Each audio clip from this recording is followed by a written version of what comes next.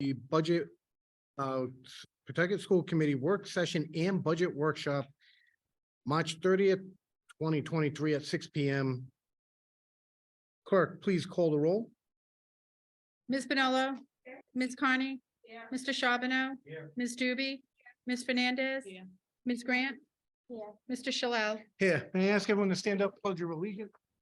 I pledge allegiance to the flag of the United States and to the republic which stands one nation under God, indivisible, with liberty and justice for all. All right. Public participation. Anyone that came in late, do you want to sign up for public participation? Hearing none, we're moving on to, well, go ahead. Ms. Chair, Yes.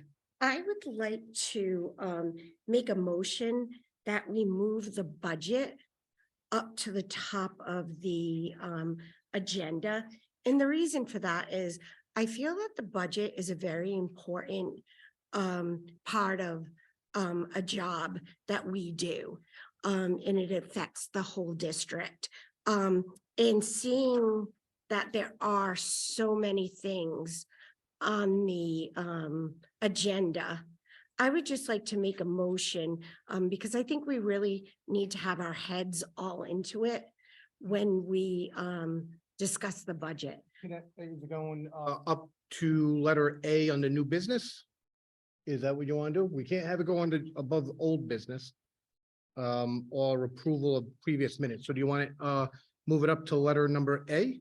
Yeah, that would be fine if So the motion is to move letter B, FY 24 budget up to letter A. Do I have a second? Seconded by Mr. Charbonneau. Discussion? We'll go- what did I say? Did I? This is not tonight. Okay, M, we are gonna move letter M as in Mary up to letter A. So it's the FY 24 budget will be the first item under new business. Any other discussion? Clerk, call the roll. Ms. Bonello. Ms. Carney. Mr. Charbonneau. Ms. Doobie. Ms. Fernandez. Ms. Grant. Mr. Shalal. Yes. All right, thank you for that. Next thing, let's try to take care of this as quick as possible. Old business approval of the intern superintendent posting. And before I begin, I owe this committee an apology. I respect your time, your personal time, and I made a human error. I did not put this in the agenda. It falls solely on my shoulders. I apologize. If we need 5 minutes to read it, all members, please, let's take 5 minutes to read the intern superintendent posting. Please accept my apology.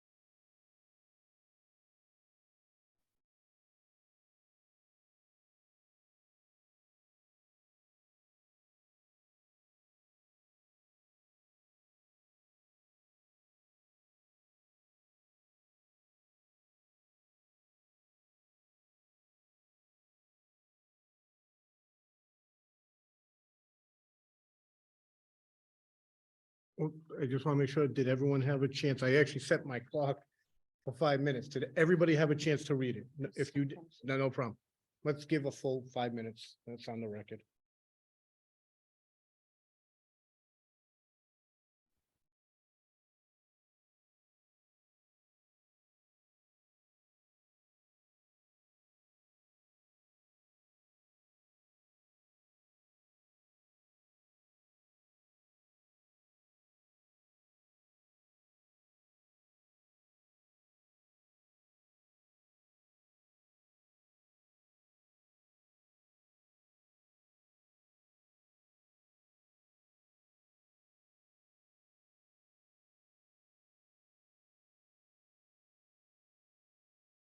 Shaban, are you reading still? No, I'm good. Okay, then. All right. Sincerely, I apologize. That was very disrespectful on my part. So you guys had the chance to read it. I think Joe, committee member made a motion to approve. Second by committee member Doobie, discussion. Yes, Grant. So I have actually quite a few questions. So it says that we're going to approve the interim superintendent posting. But I'm going to go back to the email that we received from our attorney earlier this week, which states that we are not required by RIDE to post an interim position. They recommend that if we need someone to get an emergency certificate, then we should post it. So I kind of wanted to start off with that because I think that kind of changes the conversation a little bit. We have an acting superintendent. I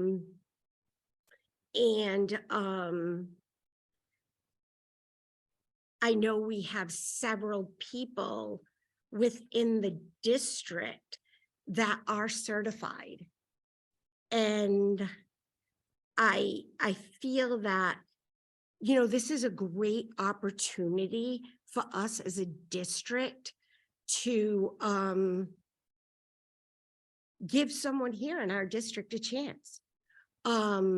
Whether it be the present acting superintendent or whether it be some of our other staff that has moved up from within the ranks. The other thing I noticed when you read this job description, it states that they have to have experience as a successful superintendent. Tonight, so prior to this, we had two superintendents who had not been superintendents. One was, I think Patty was a truancy officer, not a truancy officer, a transition. And then Dr. McWilliams was a assistant superintendent. But I'm not really sure why we would put that in there. And the other thing, a couple of other things I think we need to remember, tonight we're doing the budget and we all know that our budget is very tight. And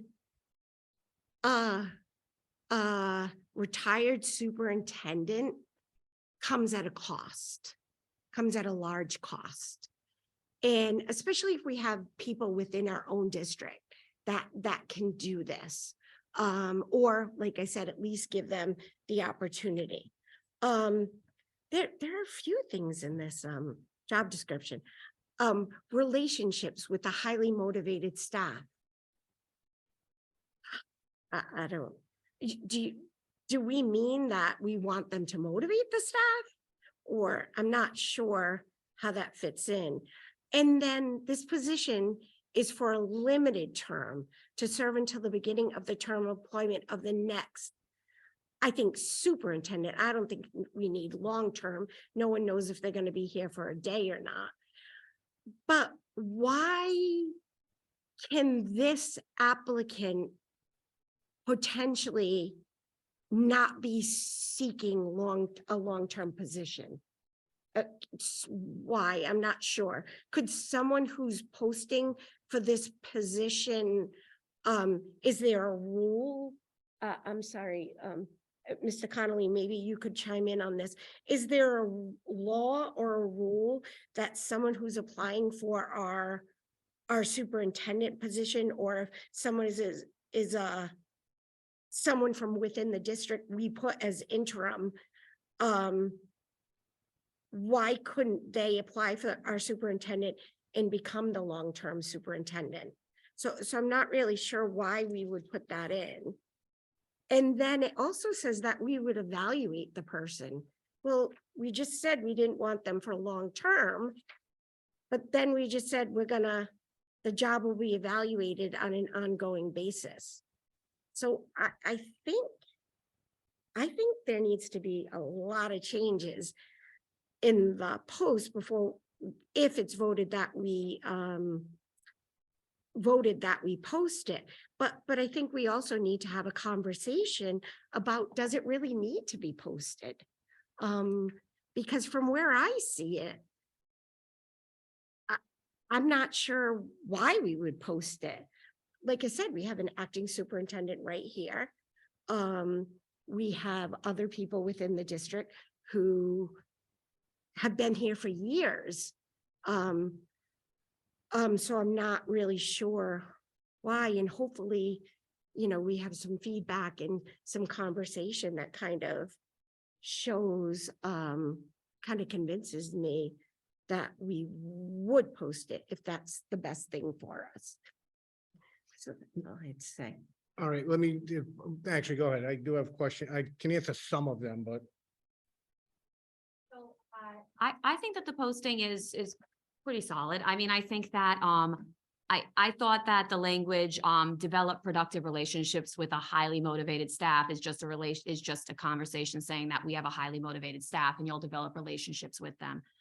I think that the idea that we have many people in our district who we could just pull to do this, I think we're pulling them from something to do that. And then you end up having a ripple effect of, okay, so if we pull this person who does have a certificate, we now have to find a person to step into their role.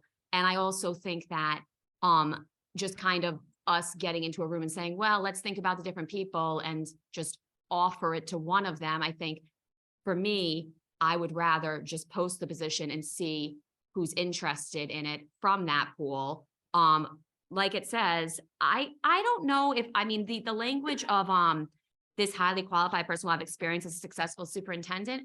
I do think that for someone to step into this role, which is going to be very short term and just manage for 2 to 3 months, I think that it can be. I would say that that language I would like to see preferred as opposed to required.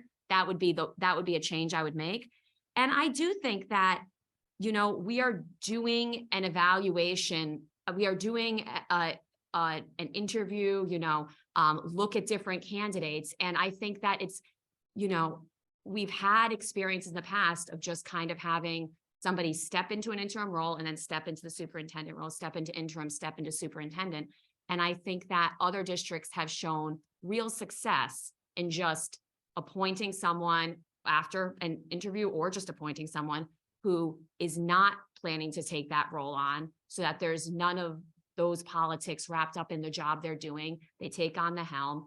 So, I mean, my view is that the job posting, I think, is good. And I agree that I would say preferred instead of required for that, because I do think we have some people in our district who I think could be stepping into that role, and they may not have, most of them do not have experience. And so I think that for me, I would prefer somebody who has experience. And then obviously you're looking at probably someone retired, because I do think that that's helpful, but that's just my insight. I would vote in favor of it.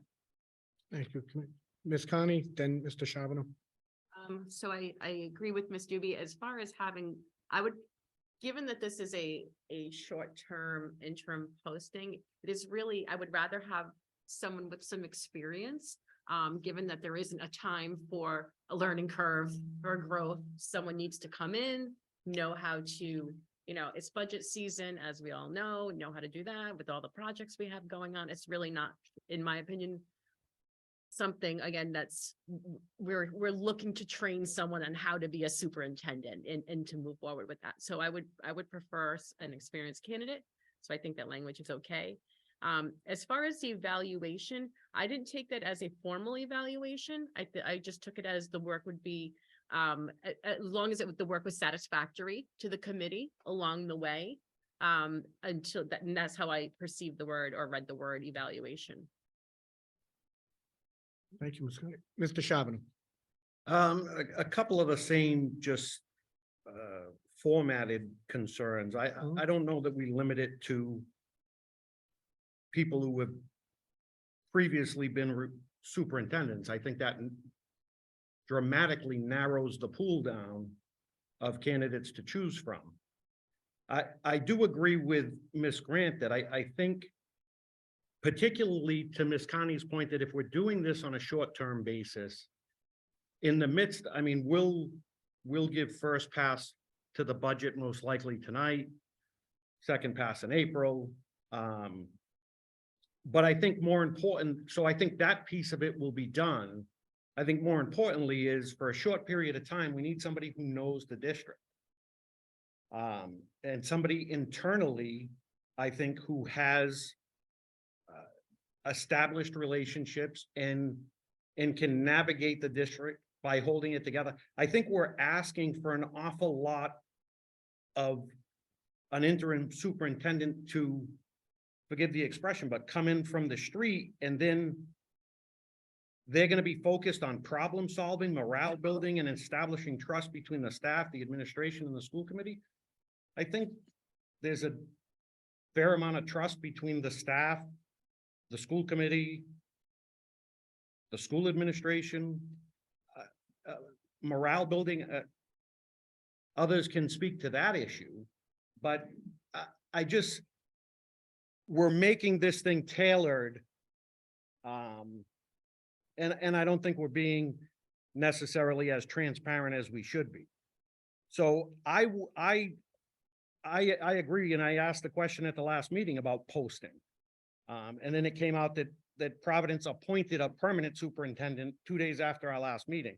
I don't see the need to post this. I think we can post it internally.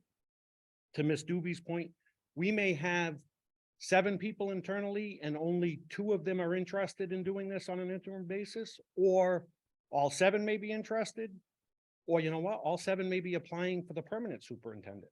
So but I think to not offer it to people internally, particularly with this criteria where we're telling them, if you're going to take this, you probably shouldn't apply for the permanent superintendent's job, and it's only going to be a couple of months, latest July 1st. If we go outside and bring somebody in from the outside, what message does that send to the people within our district who hold the superintendent certification that this committee didn't even consider them for a limited time basis to serve as the head of the district? Ms. Manolo, then Ms. Connie. So I agree with parts of everybody. So we're looking for someone to fill in for 10 weeks.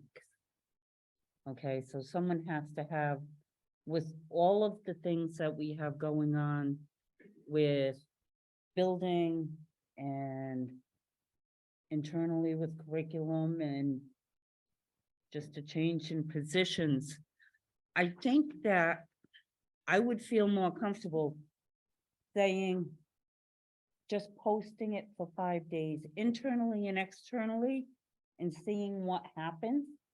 And that will allow, someone to come in internally to take the position or if they want to, you know, if we have 7 people in that's qualified and they all want to apply for the superintendent's position in July, maybe they're not going to answer that. So then we end up with nobody. So if we post it internally and externally, then we have more options. That's what I would think. I prefer, at least having the option of internal and external and see where we land. Not limiting ourselves. Mr. Charbonneau. I would just wonder out loud, how many external candidates do we think we're gonna get in a 5-day post? I mean, I don't know that. I mean, do we have a bunch of retired superintendents in the state who are logging on every day to check and see if there's a temporary job posting for them? I would guess probably not. So I wonder, you know, if we're serious about looking for somebody externally, let's put it out there for 14 days or 21 days. But if we put it up. So, but if we put it out for 5 days, we're basically saying we're posting it externally, and as soon as the posting goes up, we're taking it down. I just, you know, I think I think this is an interesting topic that deserves our discussion. Ms. Doobie. I think logically, unless we're about to have a special meeting, our next meeting is, am I correct, after April vacation? So our next week, Pepper's like, yes, I have the calendar. So our next meeting isn't until April 18th. So I mean, we could say we're gonna post for 5 days, but unless we're gonna have a special meeting to meet at the 5-day mark, we could just post and have at that April 18th meeting the review of those postings. So I don't know. I mean, like I said, I don't know if people were entertaining a meeting during April vacation or something like that to get this to have this taken care of. But if they're not, then I don't think we have to artificially end the posting date. Just because I don't know. I just think that like I said, I'm in favor of posting it. I'm in favor of posting it both internally and externally. And then if we get quality internal candidates, I definitely hear Mr. Charbonneau and Ms. Grant's point that internal candidates hold a distinct advantage. And that, like I said, and then we can look to make a decision and hopefully have legal, you know, ready to, you know, figure out how we do that. Ms. Grant and Ms. Fernandez. You know, I always hear, you know, teachers who are going to become principals, they want to stay in the district, they want to stay in the district. And I would think, and I think that's the same with administrators. You know, as they grow and they build their resume, I think the hope is always to stay in that district that you have worked so hard for, that you have a major mark on, that you're familiar with. And you know, I think this is an opportunity for us, you know, not to, you know, just,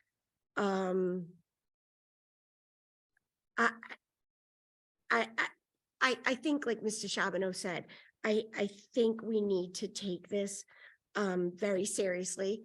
I think there is no need to rush it because I think the person we put in this place, in this position, we want to make sure is the right person. And I just think that if we do have the right people in the right positions, and we do have a highly motivated staff, then they should be able to work together. They should be able to support each other, and they should be able to get through these. I'm not even sure 10 weeks. You must be great at math. I don't even know when, you know, but I just think that we really need to post this from within, because I think that we need to give our people the opportunity. I think it shows that we respect our staff. We that we have faith in the people that have been hired by this district. And I think when you talk about being hired in this district, it's always been a team atmosphere, from what I understand. So the people are in the district and working in the district, and there's been someone from all these different parts, union, HR, just different things on these committees. So everyone's kind of shown that faith from each of these departments of these people working here. And I don't want to give the impression to our principals, our assistant principals, our teachers, that we are not a district that doesn't want to promote or give the chance of someone from within. And I think this is a great opportunity to give someone, maybe someone who's not ready to go out there, or maybe they are really interested in us becoming a superintendent. But I think it really helps them get that motivation, to work in their own district, and then maybe move up and, give back to the district someday, but I don't know. Marsha? A financial question. I'm not sure if I should be asking this, but with the interims, what do we pay an interim? Like if we hired a retired superintendent, right? Someone with experience, is there like a set daily rate we pay them, or is that part of a different, I'm just curious what that looks like. Because I think, knowing what the superintendent makes, I feel like a daily rate is probably. It would be daily. Okay. Do we know what that daily rate is? Or is it, does it? Unless you do know, but I don't. Okay, that's what I want to know. It's based on. Right, but it's based off experience and. Thank you. That, was that answered efficiently? Do you need Bill do you need our intern? No? Okay. Ms. Grant and then Jay, Ms. Grant, then Jay. So I guess I think I'm a little confused too. So we have an acting superintendent.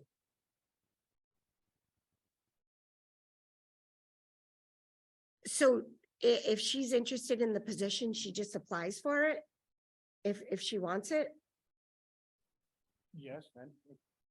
If anyone that fills in this, I can't apply for it, but anyone that has these requirements can apply for it, is what I was putting this out there for.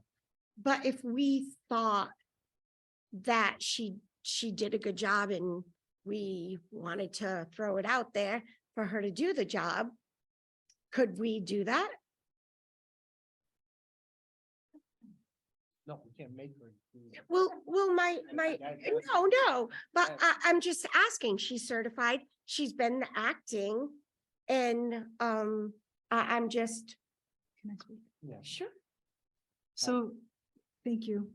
I've been reluctant to speak. Just because it's incredibly comfortable conversation to know that you're in the middle of it. So a couple of months ago, and I just want to be very clear, I've been thrilled with the opportunity the school committee has given me to be acting in our incumbent superintendent's absence for her medical leave. And a couple of, February, when it became something that was clear that was going to be a little bit longer of a term, I informed the committee that I myself need to go out for a period of time for a medical procedure.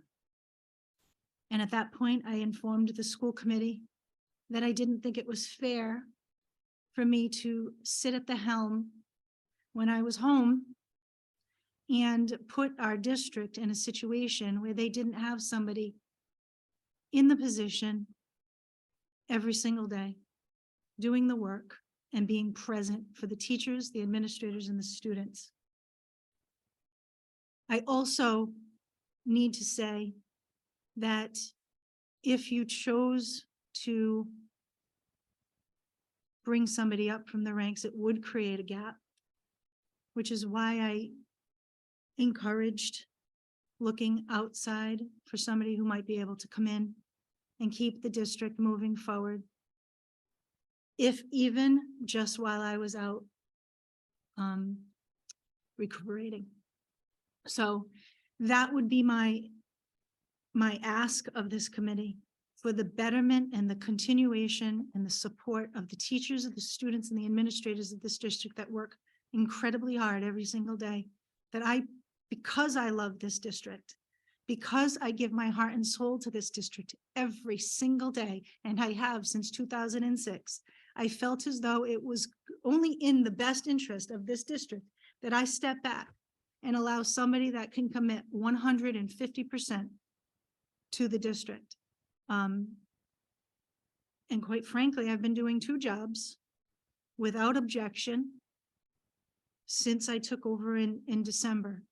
And to have 2 jobs off the table, I think is putting whoever is going to be there in a little bit of a difficult situation. So my recommendation at that time, and will continue to be, is to try to find somebody who can take the helm for this short period of time, so everybody can focus and we don't lose traction. We have a very important, tonight, you're right, Jay, we're going to present a budget that we've worked very hard on, and you're going to continue and hopefully improve it. And at that point, we do have to enter into a very important piece of the process of being a superintendent, and that is negotiations with our collective bargaining, our union. And that is not something that I think that we should go into lightly. So that's why we're having this conversation, and I've been very reluctant for 2 meetings to talk about this but I felt as though it was at this point that everybody's looking at me and saying, well, you've got somebody right here, and you're right. I hope that I've been doing a good job. I've certainly been trying, and I appreciate everybody's support through this process. So, I urge the committee to make a step forward for us, for our district. Thank you, Superintendent. I appreciate that. Mr. Charbonneau, you were first, and then Ms. Doobie. No, and I appreciate that, Ms. Ramsey, but and just so we are clear, I personally expressed concerns early on in the process about you being able to juggle both roles. So we had that discussion. My concern is, though, that it appears that while you're talking about the importance of us entering into a collective bargaining agreement with our teachers union, we're also talking about potentially bringing somebody in from the outside who's not familiar with the district, who's retired, who's got no skin in the game, so to speak. And then we're going to task that person with doing all of these things and negotiating the collective bargaining agreement on behalf of this committee, that conceivably it could be a candidate that we're all getting to know simultaneously.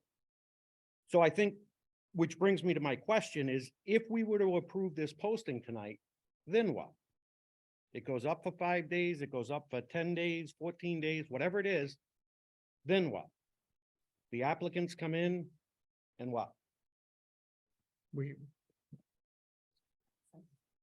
go through them, correct? Mr. Conley, the applicants come in, and then the next process is we as a committee go through them. And what does that look like? So we get 10 applicants. And Well, I think it's well, important this if is we're a gonna big put a week. posting out there, and then we're gonna put an end date on it. Yep, Those candidates are deserving of a timeline for notification. So I think if we do that, if we're gonna go ahead with a posting, then I think we need to have our ducks in a row to be able to action on the results of the posting. Fair point, but let's just make sure that, because now I see what's happening. We can't put the cart before the horse. I don't know if this is gonna get approved. So I can't have a process for something that might not even happen. So this is out here for us to open up the process. I don't know how many people are gonna apply. You had a great question. How many superintendents are sitting in front? I don't know that answer, Mr. Charbonneau. I don't know that. So this is the best that I thought to get the top quality people to apply and be able to get the top person that we want that will fill this in. Although hearing some of the discussions, I do think maybe we should change some of the language around on how we made it will be instead of preferred. Stuff like that, long-term superintendent, great pickup on that. Ms. Grant, we don't, we're not gonna lock that person in, so, we can change words around, but I believe we need to, we gotta move forward. Not with this discussion, but we need to move forward, we need to post this job. So we know the next process. How many people are gonna apply for the job? I have no idea. I'm sorry for doing that. And Jay, I kind of cut you off. Are you done with, you had the floor. Yeah, I'm good. Erin, then Kim? I move to amend the posting to say preferably before this highly qualified person will have experience as a successful superintendent. And also to, delete the word long-term from next superintendent. Motion to amend where it says, I want to go check what sentence is that, third, fourth sentence, Fifth line, before this highly qualified person will have experience. oh, say the word.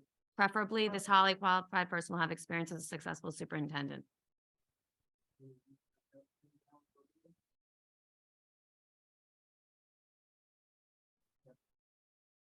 Fifth sentence, 5 lines down. Or D.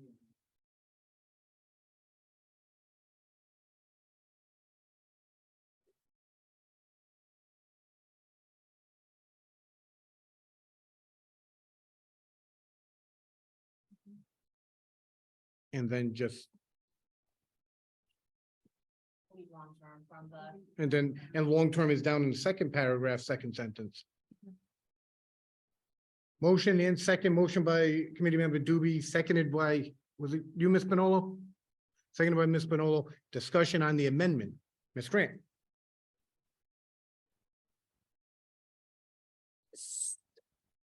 Oh, so we can't, so, oh, On the amendment. so we can't talk about in general. No, I have no postings. I have no. No question on the amendment. Any other discussion? Clerk, clerk, call the roll on the amendment. Ms. Manolo, Ms. Carney, Mr. Charbonneau. Yeah. Ms. Doobie, Ms. Fernandez, Ms. Grant, Yeah. Mr. Shalal. Yes. Back to the original motion, Ms. Grant, as amended. As amended. So I agree with Mr. Charbonneau. I know this is the approval of an interim superintendent posting. My assumption, and I know what happens when you make assumptions, that we would post this once it was finished. But there are so many details that we haven't even figured out yet. So when do those details get figured out? We need to figure out how many days it gets posted. Are we gonna have a small subcommittee? Are we gonna sit here on April 18th and each get a copy of all the applications and go through them? And then, like, do we have a start? Like, are we gonna come up with like a start date? Or I would assume we would need to have a process. So, and I know myself, I would feel more comfortable if we had process. And I know the last meeting, I kind of shared, all the concerns about what we would need. And I think what we're doing is setting ourselves up as a committee to fail. or look stupid. Meaning that, okay, let's post it, but we don't know right now what's gonna happen after that. You know, what happens if no one posts for it? What happens if we can't agree on the person, who comes in? Like Erin said, our next meeting is until April 18th.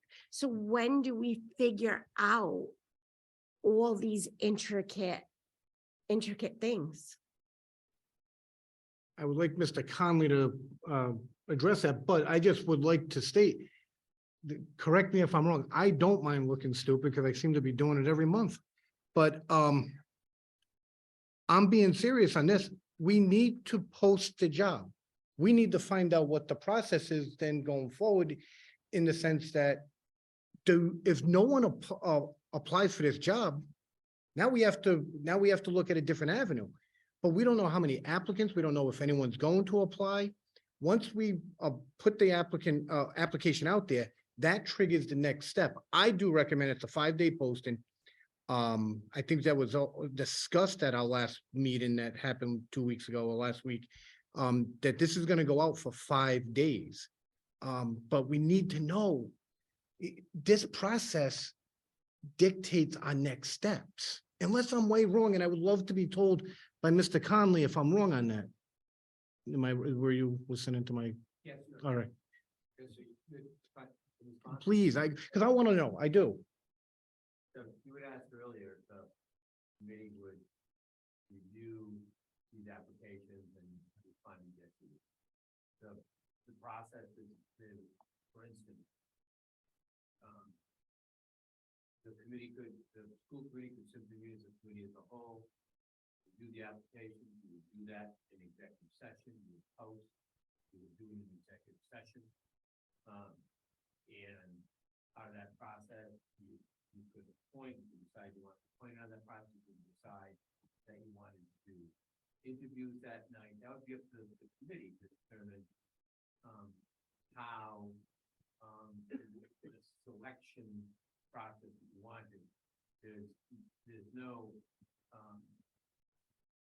no rule that say that this is a specific process you use for the selection. That would be up to you. And again, I mean, feeling myself that the answer to that question is yes, the committee will review the application. If you want to review them as a group, you would do that in executive, you would post that in the executive session process.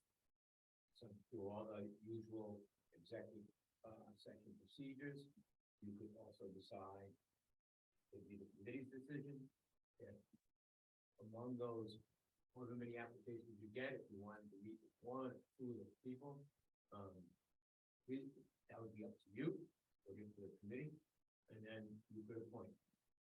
So the process is not dictated to you, you can determine what that selection process. Okay, thank you for that. Ms. Connie, you edited up, then Marcia, then Joanne.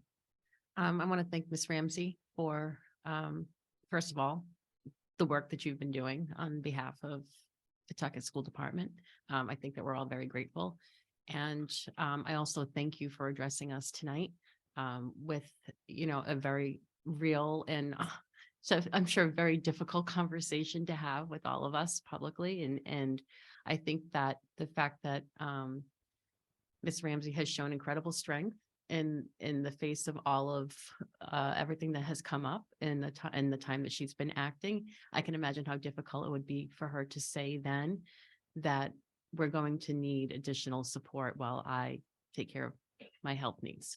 And so with that, I don't think it leaves us any other decision but to post the interim position, given them circumstances.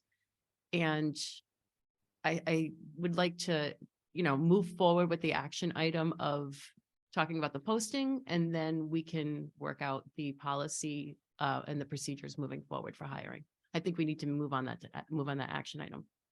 Thank you, Ms. Connie. Marcia, and then I was Joanne. just going to say, the procedure itself, maybe we can determine that later, but the like amount of days that we're gonna post a job, that's 101. Like, how many days are we posting the job? Like, so to say it's really that we do that after the posting goes up doesn't make any sense to me. Like, are we posting it for 5 days, 10 days? Like, that's something you do upfront, not after. I think that's a very reasonable question, is how many days are we posting it? So to say we don't know how many days, where we won't know until after we see what we have coming in, that I don't agree with that. I mean, What's that? Oh, God, I don't want to go to order, but I do have an answer for that question, but go ahead, Ms. Panola. We talked about it last month, that we said 5 days and, I mean, yeah, we didn't. We never voted on it, and it's not on this agenda, so we cannot address it. Issues going on. There's two different issues on that. Internal posting has a 15-day rule by the union. I have it on good word that the union will waive that waiver. I will waive that and make it 5. I was told by Ms. Ramsey that RIDE makes us do it for 5 days. That's in their policy and procedures or state law. No? So, I'm sorry. Go ahead. It was more than a stage whisper, and I apologize for that. No, I was told 5 days.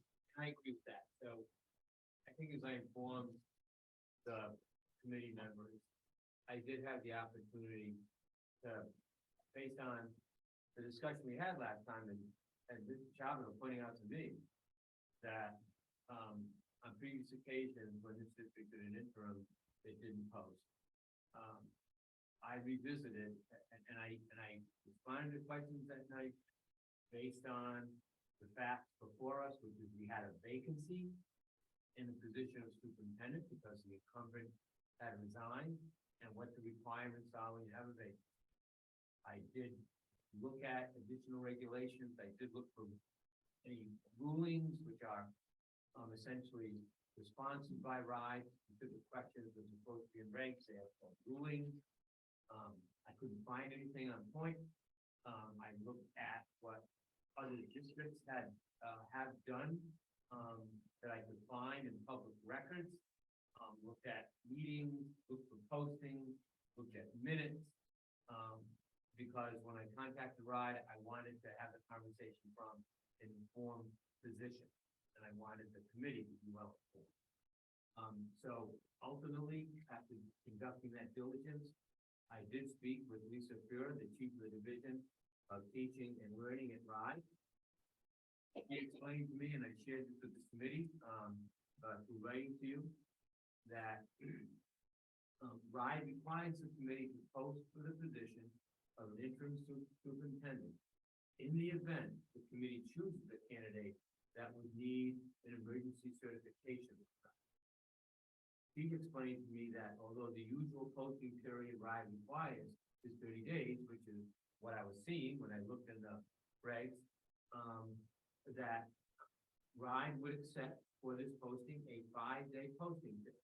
So that comes from the chief of, the division of teaching and learning at RIDE. And I shared that with the committee. That's where that 5-day posting period comes from. That's the source. Not the rulings, not the reg, and directly from the chief of that division. Okay. He also explained that the committee can appoint interim superintendent with a current certification. This goes to Mr. Charbonneau's point from the last meeting, that the committee may appoint interim superintendent with a current certification without posting for the position. Now, the conversation is actually much longer than that.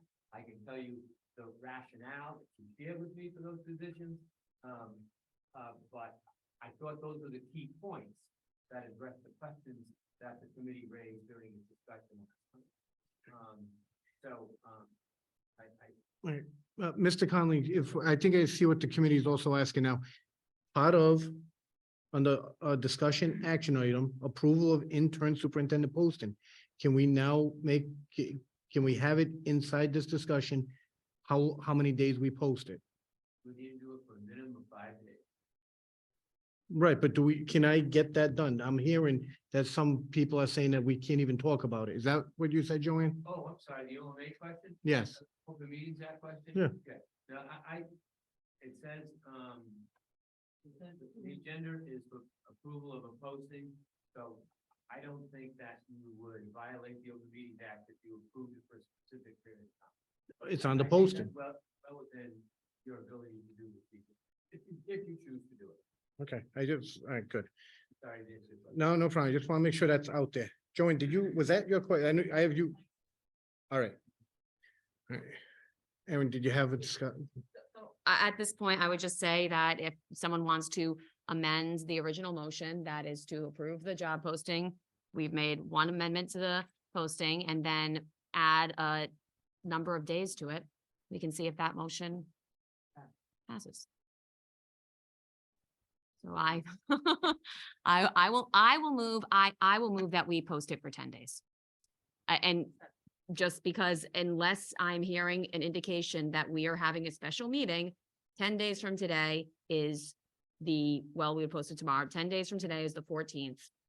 And that would give us time before the next meeting to open the application. So like I said, unless someone is going to indicate that we're having a special meeting to do this in 5 days' time, I don't understand why we would artificially shorten the time just because we want to have them all in. I don't know. I need to hear the logic. That's my motion, that we would post for 10 days. I'm looking at the calendar, that's what I was doing. I Mhm. don't think that was texting or anything. I was looking at the week of the 10th through the 14th. Because if we post it for 5 days, that gives them all next week. Mhm. for And- 5 days, And then a special meeting, and then a special meeting between the 10th and 14th. April Um, vacation. No, I'm good. I'm not going anywhere. But that's the other- next but this- question. This is the question. Yeah. Yeah. That's April vacation, but Is everybody around? Vacation. I'm not available. All right. So, can I ask you a question? Of course, So, as long as it's on the well, post. this is the thing. Like I said, do we really want to just like rush this? We were saying how important it is to have someone come in and we supposedly have all these important things coming up. We want to make sure we have the right person. And now we're gonna have special meetings. We're gonna cut down our time on getting applications in. Like, when do we need to have someone in place for this? I don't even know when we need to have someone in place for this, so Hopefully, April's Saturday, but,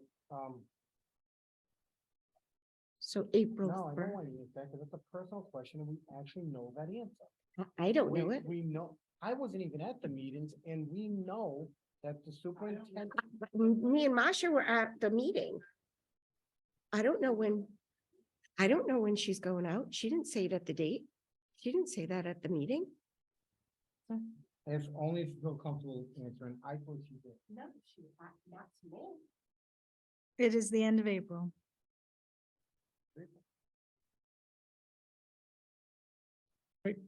Motion on the table. Oh, go ahead. There was no, that's why I was gonna announce but. All right. But Jay, do you have something else before we go on to the motion, the amended motion for the amount of days? Yep, I got it down as 10. Yep. After the discussion of, all right, there's a motion on the table, seconded by Ms. Spinola, to have the job posting for the intern superintendent for 10 days. Any discussion? That's what I have a question about that. Is that 10 calendar days? There's no law or rule against that. So if we get it out there tomorrow, April 10th. All right. We still have a special. All right, April 10th, April 10th. Well, 10 days. Clerk, please call the roll on this motion. Ms. Spinello. Ms. Carney. Mr. Charbonneau. Yes. Ms. Doobie. Ms. Fernandez. Ms. Grant, Yes. Mr. Shalala. Yes. Back to the original motion that, as amended, about the posting, Mr. Shavin. And if we, I don't know who would know the answer, but do retired superintendents have lifetime certification? Or if we're saying in the posting, they have to be certified superintendents, and then we're going to look for retirees, what happens if a retire? Are we gonna get into a situation where we have a retiree we offer a position to, and they have to go obtain an emergency cert, or how, I just, So my certification is up, in August of ever so many years. Yeah. So regardless of whether or not I'm working, I would carry that certification until I renewed it or. but you're not retired though. No, but it doesn't end with your retirement, I don't believe. That's- If you still carry a certification They just- until the they end renew date. it Even though they Yes. retired? Yeah. Okay, that answers my question. Okay. Yeah, no, it was- That'd be like a nurse, Mm. you know, Thank you. why would you get a certificate? any other question, any other discussion on posting this Pawtucket intern superintendent job for 10 days as amended? Great debate, honestly. That's good. Clerk, please call the roll. Ms. Bonello. Ms. Carney. Mr. Charbonneau. Ms. Doobie. Ms. Fernandez. Did you say it? Ms. Grant. Mr. Shalala. Yes. Thank you, guys. That was good, and I should have gave that earlier. Okay, I need a motion to approve the previous minutes of, wait, what? No, no. Okay, I need a motion to approve the minutes of the meeting minutes of February 14th. Approve, motion by Ms. Manolo, second by Ms. Doobie. All those in favor, say aye. All those opposed. All right. Under new business, we're gonna go with FY. Melissa, you can't leave. I thought you were running. FY 24 budget.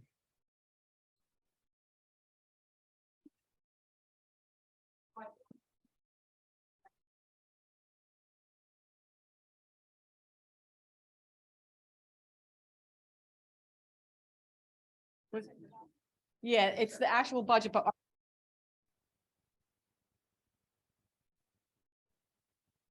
Hold on, can I see? And Hirsch is gonna be my screen changer. Slide changer, whatever you call it. Oh, you could talk from there. You have a mic. I'm good. Okay. Ron, did you got one? Oh, thanks, Lee. Okay, so, good evening, everyone. Here we are again, another budget season. Yay. I'll be happy when this week is over. The superintendent, Mrs. Ramsey and myself, once, we worked with,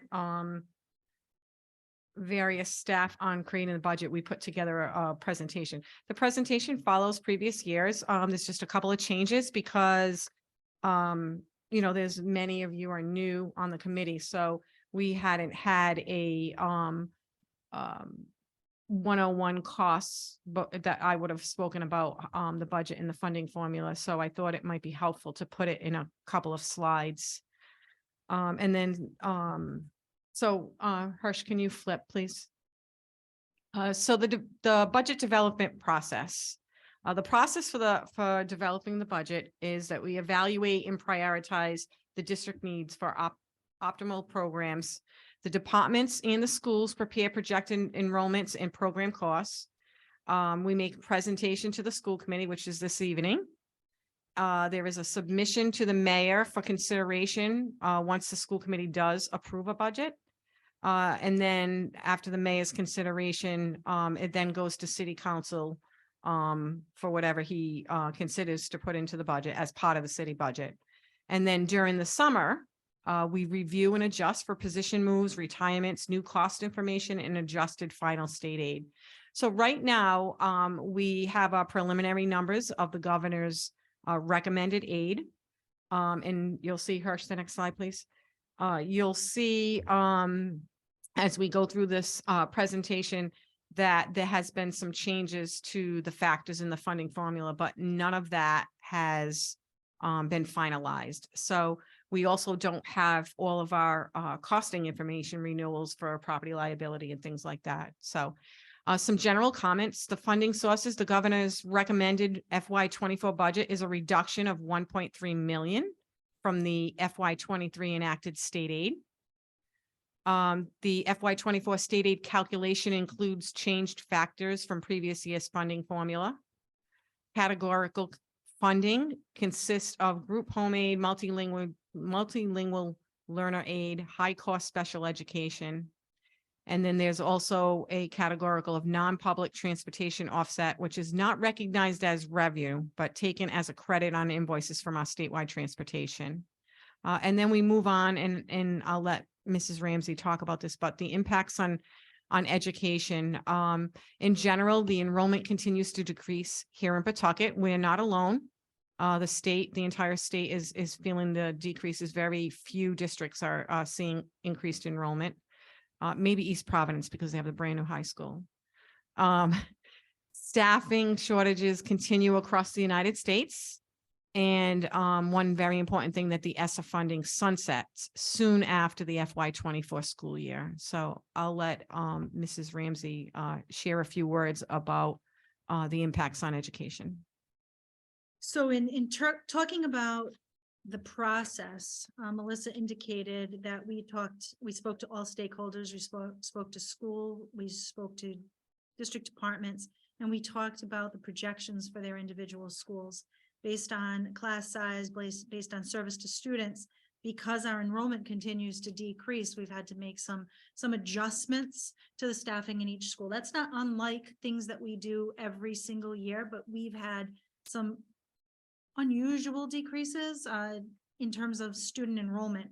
Staffing shortages are also a challenge, but with the decreased enrollments, we will continue to try to fill those staffing shortages. The ESSER funds were put into place so we can mitigate or fill learning gaps and to help promote student learning based on the impacts of the pandemic. Some positions were put into ESSER and they can stay, but we have to start thinking about ways that we have to bring them into the local budget. So there needs to be a little bit of a balancing act, because some of those positions, if they're making tremendous inroads, which some of them are very beneficial. Some of the mitigation strategies are very beneficial to our student learners. We would have to figure out how to put them into the local budget. So it's a little bit of a balancing act.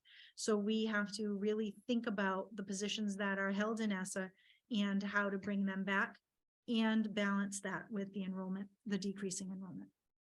Yeah, Hirsch. Okay, this slide is a little bit, actually, I think it's new. The key components of the Rhode Island education funding formula with FY 24 governor recommended changes. I know it's small print, but I'm going to read it for you. And I'll be happy to share later. So a core instruction amount, it's derived from a market basket approach that adequately funds student instructional needs as described in the basic education plan, otherwise known as the BEP.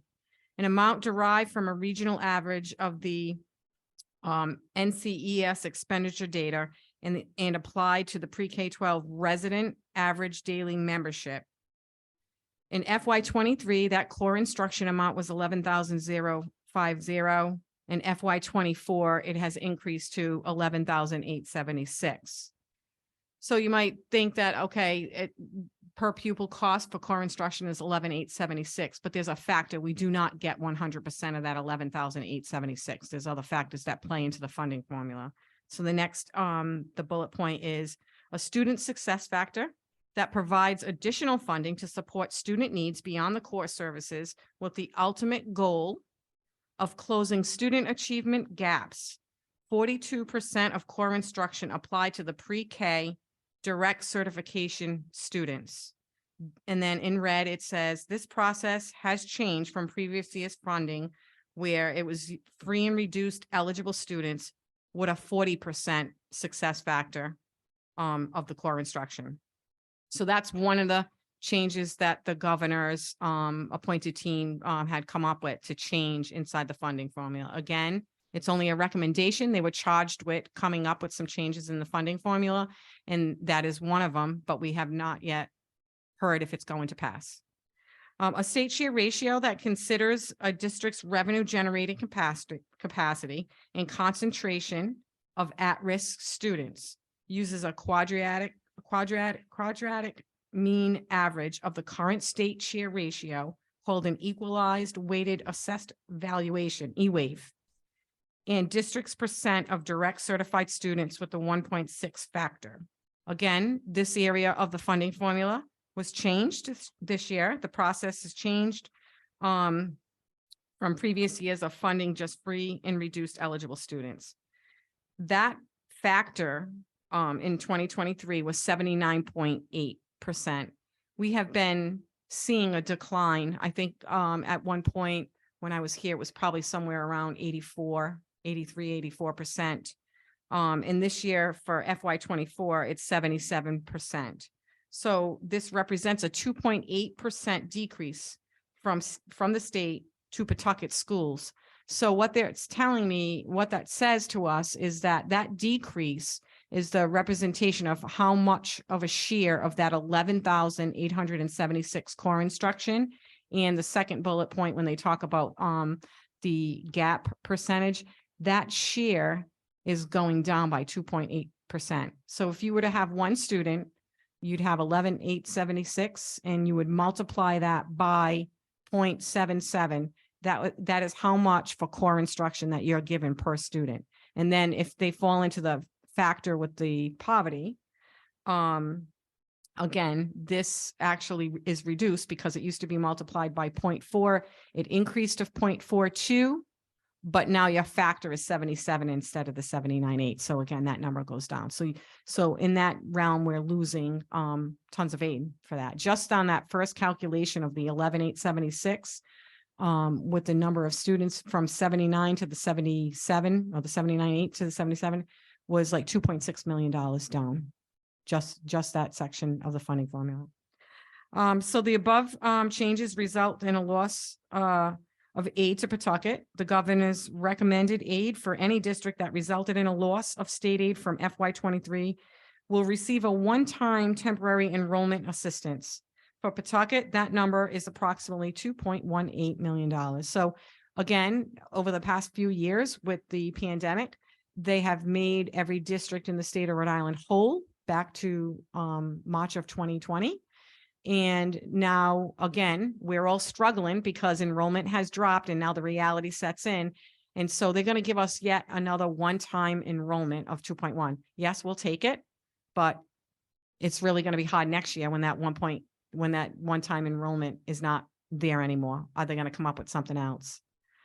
Categorical funding is outside the funding formula. This is based off different measurements and calculations. We have the multilingual learner, as I mentioned before, the transportation offset, and high cost special ed. They change annually. Any questions? What is the decrease in students from last year to this year? So I think a couple slides out, I think we show, let me see, hold on. I had a calculation. I think we have a couple of hundred students that were down. Plus we lost in our direct cert isn't decreasing. Hold on. I had that number here.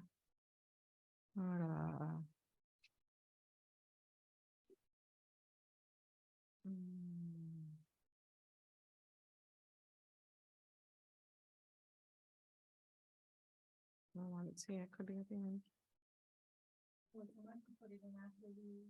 Debriefed, I don't know that it's here. We were just talking, We spoke about it. so yeah, it's- maybe I it's- did not put it on the screen.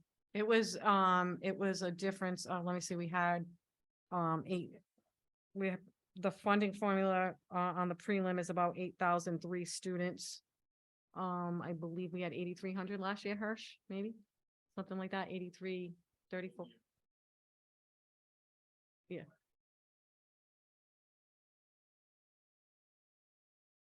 And since the pandemic. Okay, thank Right, you but both. But for budget purposes, we're talking about budget last year's versus this year, right? So 300 students 3 years ago, I think. No, we've no, already- 300 from last year, because we Right, but were, we've already factored in, I think the decrease is, or at least for me, it's relative last year to this year. So if that's 200 students, is that what we're saying it is? it's between 200 and 300. I want to say we got it's 8,003. And I want to say 297, maybe 294, something like that. I will confirm it for you, writing that note down. We did talk about it today. I want to say 297, maybe? Yeah. Yeah.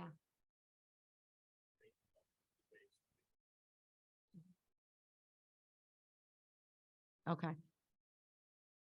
But to Mr. Charbonneau's point, don't both years matter because didn't they freeze our enrollment? I thought that they No. like used our previous enrollment from like before the pandemic.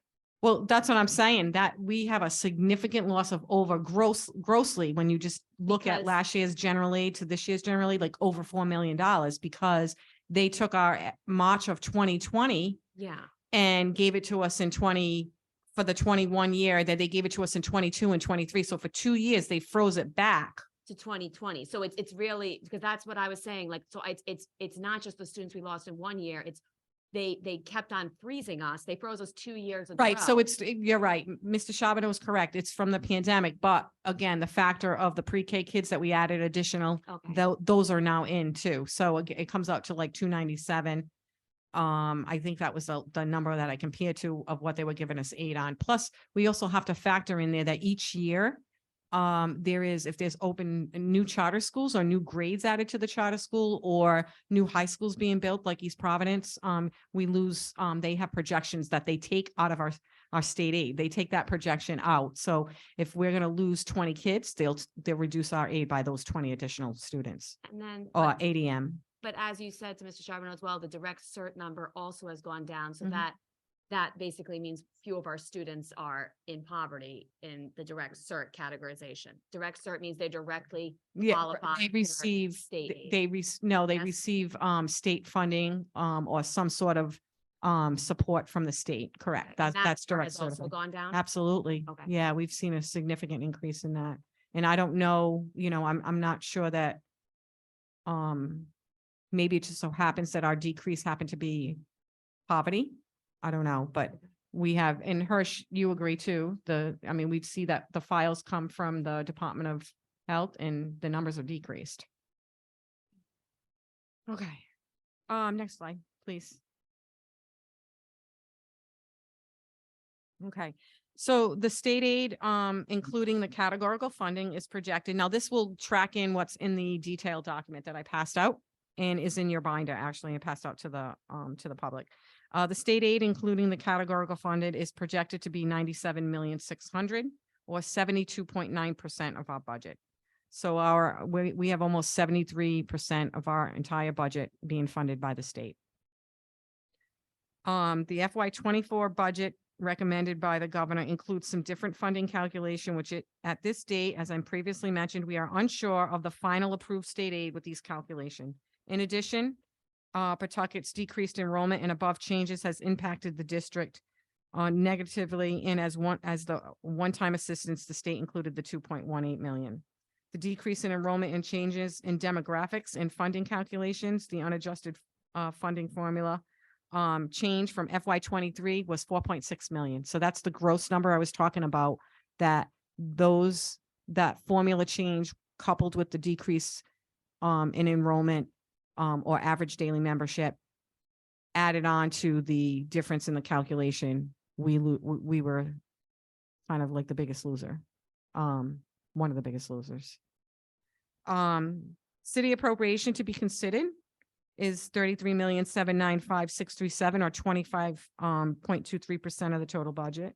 This includes an increase of 989,700 from the city's FY23 contribution, which is a 3.01% increase. Again, this is a request for your consideration this evening. And our miscellaneous revenue is projected to be 2,543,998, or 1.9% of our total.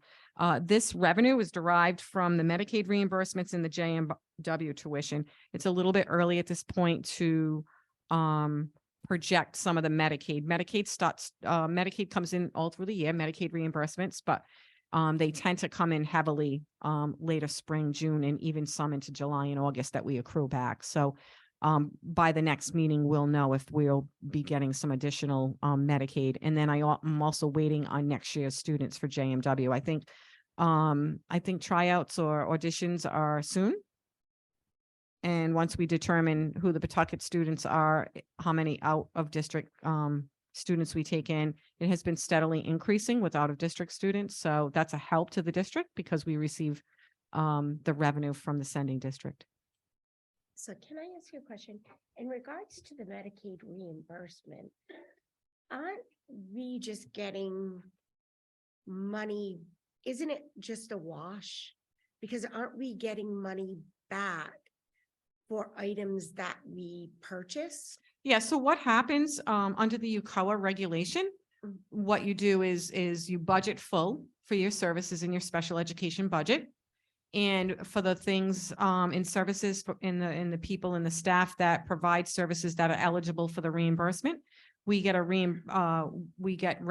revenue back. And so what they say is that even though it's a reimbursement to us, UCOA requires us to record it as revenue. So just for facts of a flat number, if we have, 5 million in special ed services, and of that 5 million, I don't know, maybe 500,000 qualifies for reimbursement, we would get the reimbursement and it would go in the revenue bucket. So it offsets. So if we didn't have that Medicaid reimbursement, we have $1.2 million in Medicaid reimbursements that we get. We would have to find 1.2 million. Like if they took away the Medicaid program, we'd have to find 1.2 million in revenue to help offset some of the special education costs.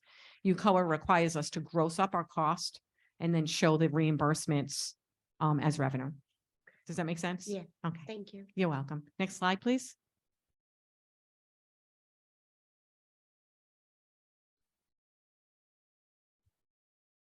Okay, charter and out of school, out of district CTE programs. So this year it's actually a little bit lower, even though it's a huge number. It's a little bit lower. I believe last year's when I was changing the slide was like 750,000. So the 606,000 increase, it represents about 132 additional students when compared to the FY23 budget. The charter in state school tuition is currently $2,829 per student. So that's how much we contribute from our budget, which represents, and I call it, this is your share of the city's appropriation that we give to other districts. So another district who has a higher contribution from their city because they receive less from the state, they pay more. So Cranston could be paying 11,000 maybe for what we're paying 2,800 because it's like a flip flop. They're heavily funded by their city and less funded by the state. So with that being said, the rate is calculated pursuant to the Rhode Island General Law 16-7-25. I've included a 3% rate increase. They do not release the next year's numbers until sometime around the first week of June. So I put 3% in at $2,983 would be the per. So what they do is they take the per pupil, all of our expenditures, and then they calculate it based on data that's like maybe 2 years. It's 2 years old, so it'll be like 22's data. So that's what they do now. We get that in June. And then I'm sorry. Just looking at it, the 606 increase. Can you walk me through the math there?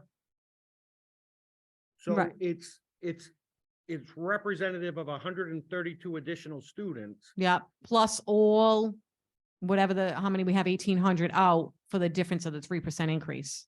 I did 3%. So you have to multiply, you take 132 students at the new rate, and then you take all the 1,800 students that we had, and you have to multiply by the incremental difference. By the 3% increase.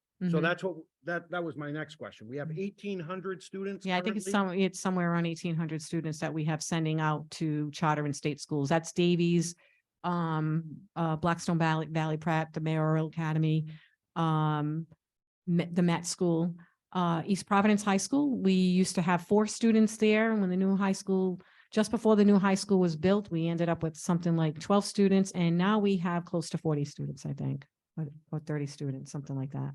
So we have a lot of students. When I first started in this district, in 2014, for the 15-year, I want to say we might have had 11, maybe 1,000 kids out, 1,100 kids out. Yeah. So I'll get the total counts for you, but we are losing the students. I mean, we have students in North Providence, we have students in Cumberland, we have students in Burrillville. I'm good. The $600,000 increase for what almost reads like 132 students is what threw me off. Yeah, So- I'm sorry. I didn't word that I'm good. properly. That was bad wording. I apologize. I should have been clearer. All right, anyway. Student transportation, we're experiencing a decrease. We have, it represents, in-district contractual increase in 5 buses reduced. The reduction is due to routing efficiencies. Our transportation director has worked closely with our first student contractor and has been able to ensure that we are filling up our buses to the best of their ability, ensuring that they're routing properly around our city. And then in addition, we moved 3 buses to the ESSA 3 grant for the Baldwin students going to the Pawtucket Annex. The reason we did that is because there's no supplanting, and we figured that let's move, we were trying to make some cuts and savings inside the local budget. And that's a temporary, and it's a good thing to put something that's temporary in there. We might be shy because Baldwin will not be ready when the grant runs out, but we really, it was really important for us to move a $98,000 bus times 3 out to the ESSER. So it helps the local budget a little bit. And then let's, on the flip side, statewide transportation, that fluctuates based on the percentage of shared usage based on estimates provided by the statewide office. The budget includes a decrease of 137,000. So it appears that some of the students that are out of district have been on, but either they're not using the buses or they've been better able to match up with some other districts sharing the travel expense. One thing I will say that RIDE has increased the staff in that department. So I think that there's more eyes on it and they're doing a better job at ensuring that they're filling the seats and not having a bus go across, pick up one kid in Pawtucket, another kid in Central Falls, and then drive over to, Lincoln. And we're doing a 50-50 on a bus for 2 kids. So it's been, and I'm not saying that that's a true fact, but you hear people say, oh my God, I saw a bus today that had 2 students on it. Well, I mean. Next slide. Consideration busing fees for summer programs. Is When that you- all included in there? Yeah, so in other words, you mean for our ESY transportation and the days that we do that? Yes, that's all included in that number. Continue of operation, the impacts, special education and support services and tuition. So we've had an increase of about 114,000.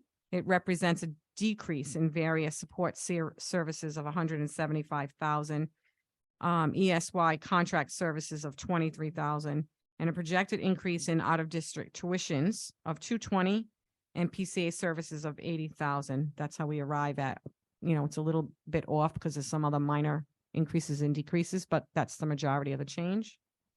The curriculum, we have 147,000 decrease. Again, this is due to ESSER and RIDE funding to support curriculum. So ESSER has been purchasing in ESSER, I want to say the first one, and then ESSER 2 and 3, we've had some curriculum licenses in those things. So, and I believe that RIDE was supporting us for iReady, and I'm not sure if that's now in ESSER or if RIDE is continuing to support that, but that was a savings. Facilities, we have 134,000 decrease related to a variety of costs, and some of the largest cost areas are We did a $200,000 decrease in the transfers to the capital improvement reserve. Keeping a reserve is something that RIDE recommends. However, it's also important that you keep capital improvement to maintain your other buildings in the district rather than just, but those are the first things that have to go. So that 200 decrease has left us with 50,000 for unexpected things that could pop up in our district in our older schools that we would have to replace. So we did cut that 200,000 out. 200,000 out of where? Out of the local budget, we keep a line that allows us to handle any unexpected events in some of the older buildings. And it was 250,000. We take that and we cut it out because we can't afford to put it in. Separate and aside from the capital reserve. Correct. Right. Yeah, because the capital reserve has been mainly supporting the initiatives that the school committee have been taking advantage of with RIDE programs and supporting the teachers and things like that. And you'll see that on the next slide. So the next is 44,000 decrease in custodial supplies. The pandemic funding has helped with the inventory of such supplies. I think John hoards that right in his office. He has a wall over there. I go over there and I'm like, where did these boxes come from? So he's been able to use some of that money that we did receive to help with cleaning for the pandemic, and he's able to cut 44,000. So we have a 53,000 increase in property liability insurance. That's including a 10% estimated increase because rates are not yet available. I don't expect them probably for another 4 to 6 weeks. $25,000 increase in environmental services and testing. The majority is the add of the state report that's due every 3 years. So each year, John has testing, environmental testing and services that are required, but every 3 years, there's a state report that costs roughly, the last time he did it 3 years ago, it was $20,000. So he put in $25,000. He doesn't yet have the price. He has to go out to bid, or he has to get pricing from the MPA. Next slide, please.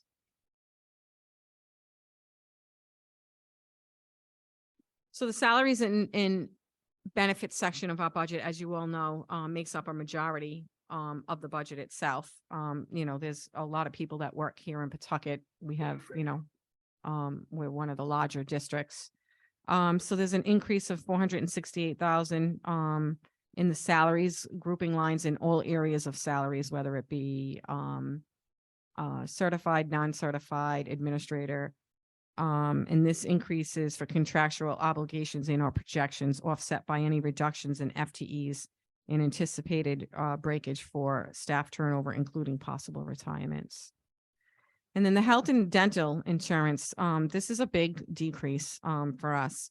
The decrease includes breakage due to staff turnover, a reduction in FTEs, a reduction in eligible retirees. So when retirees, and I think a few years back, I kind of said the wrong thing, but it's when retirees age out, reach age 65. It's not when retirees are no longer here. It's when they reach age 65, they're eligible for Medicaid, and the district no longer provides health insurance. So we've had and long-term placement for coverage employer.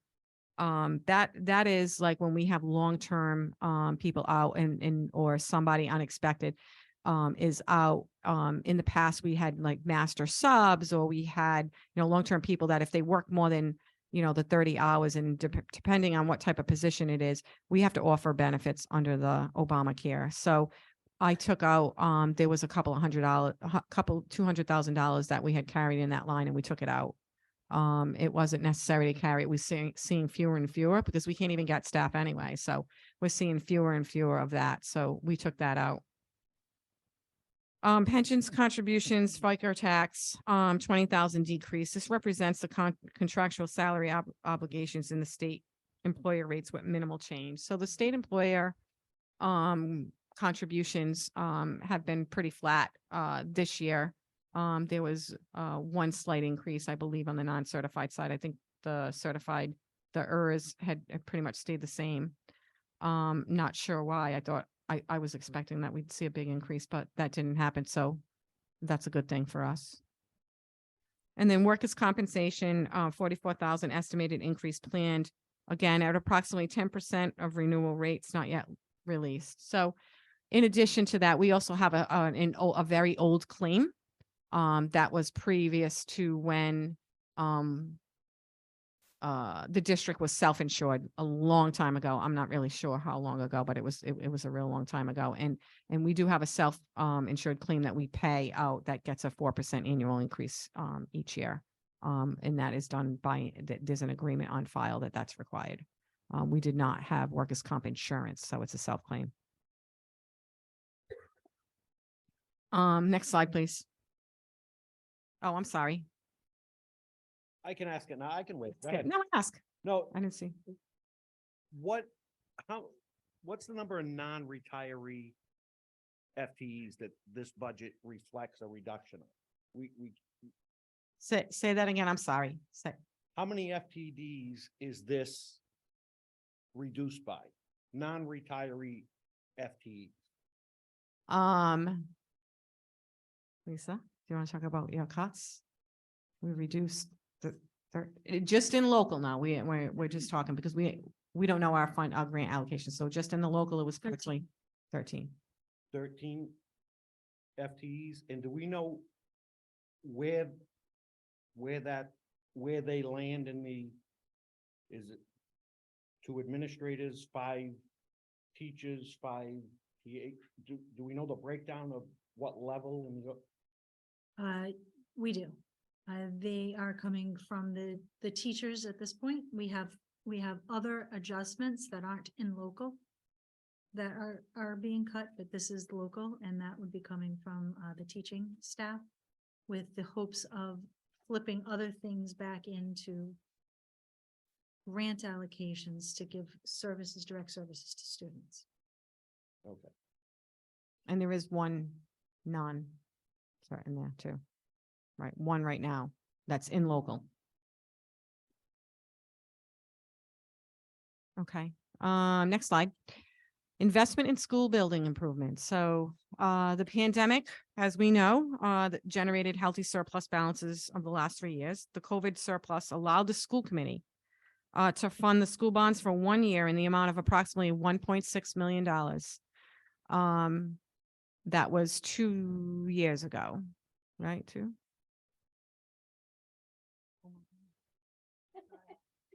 Well, it was nice words. It said, I love you.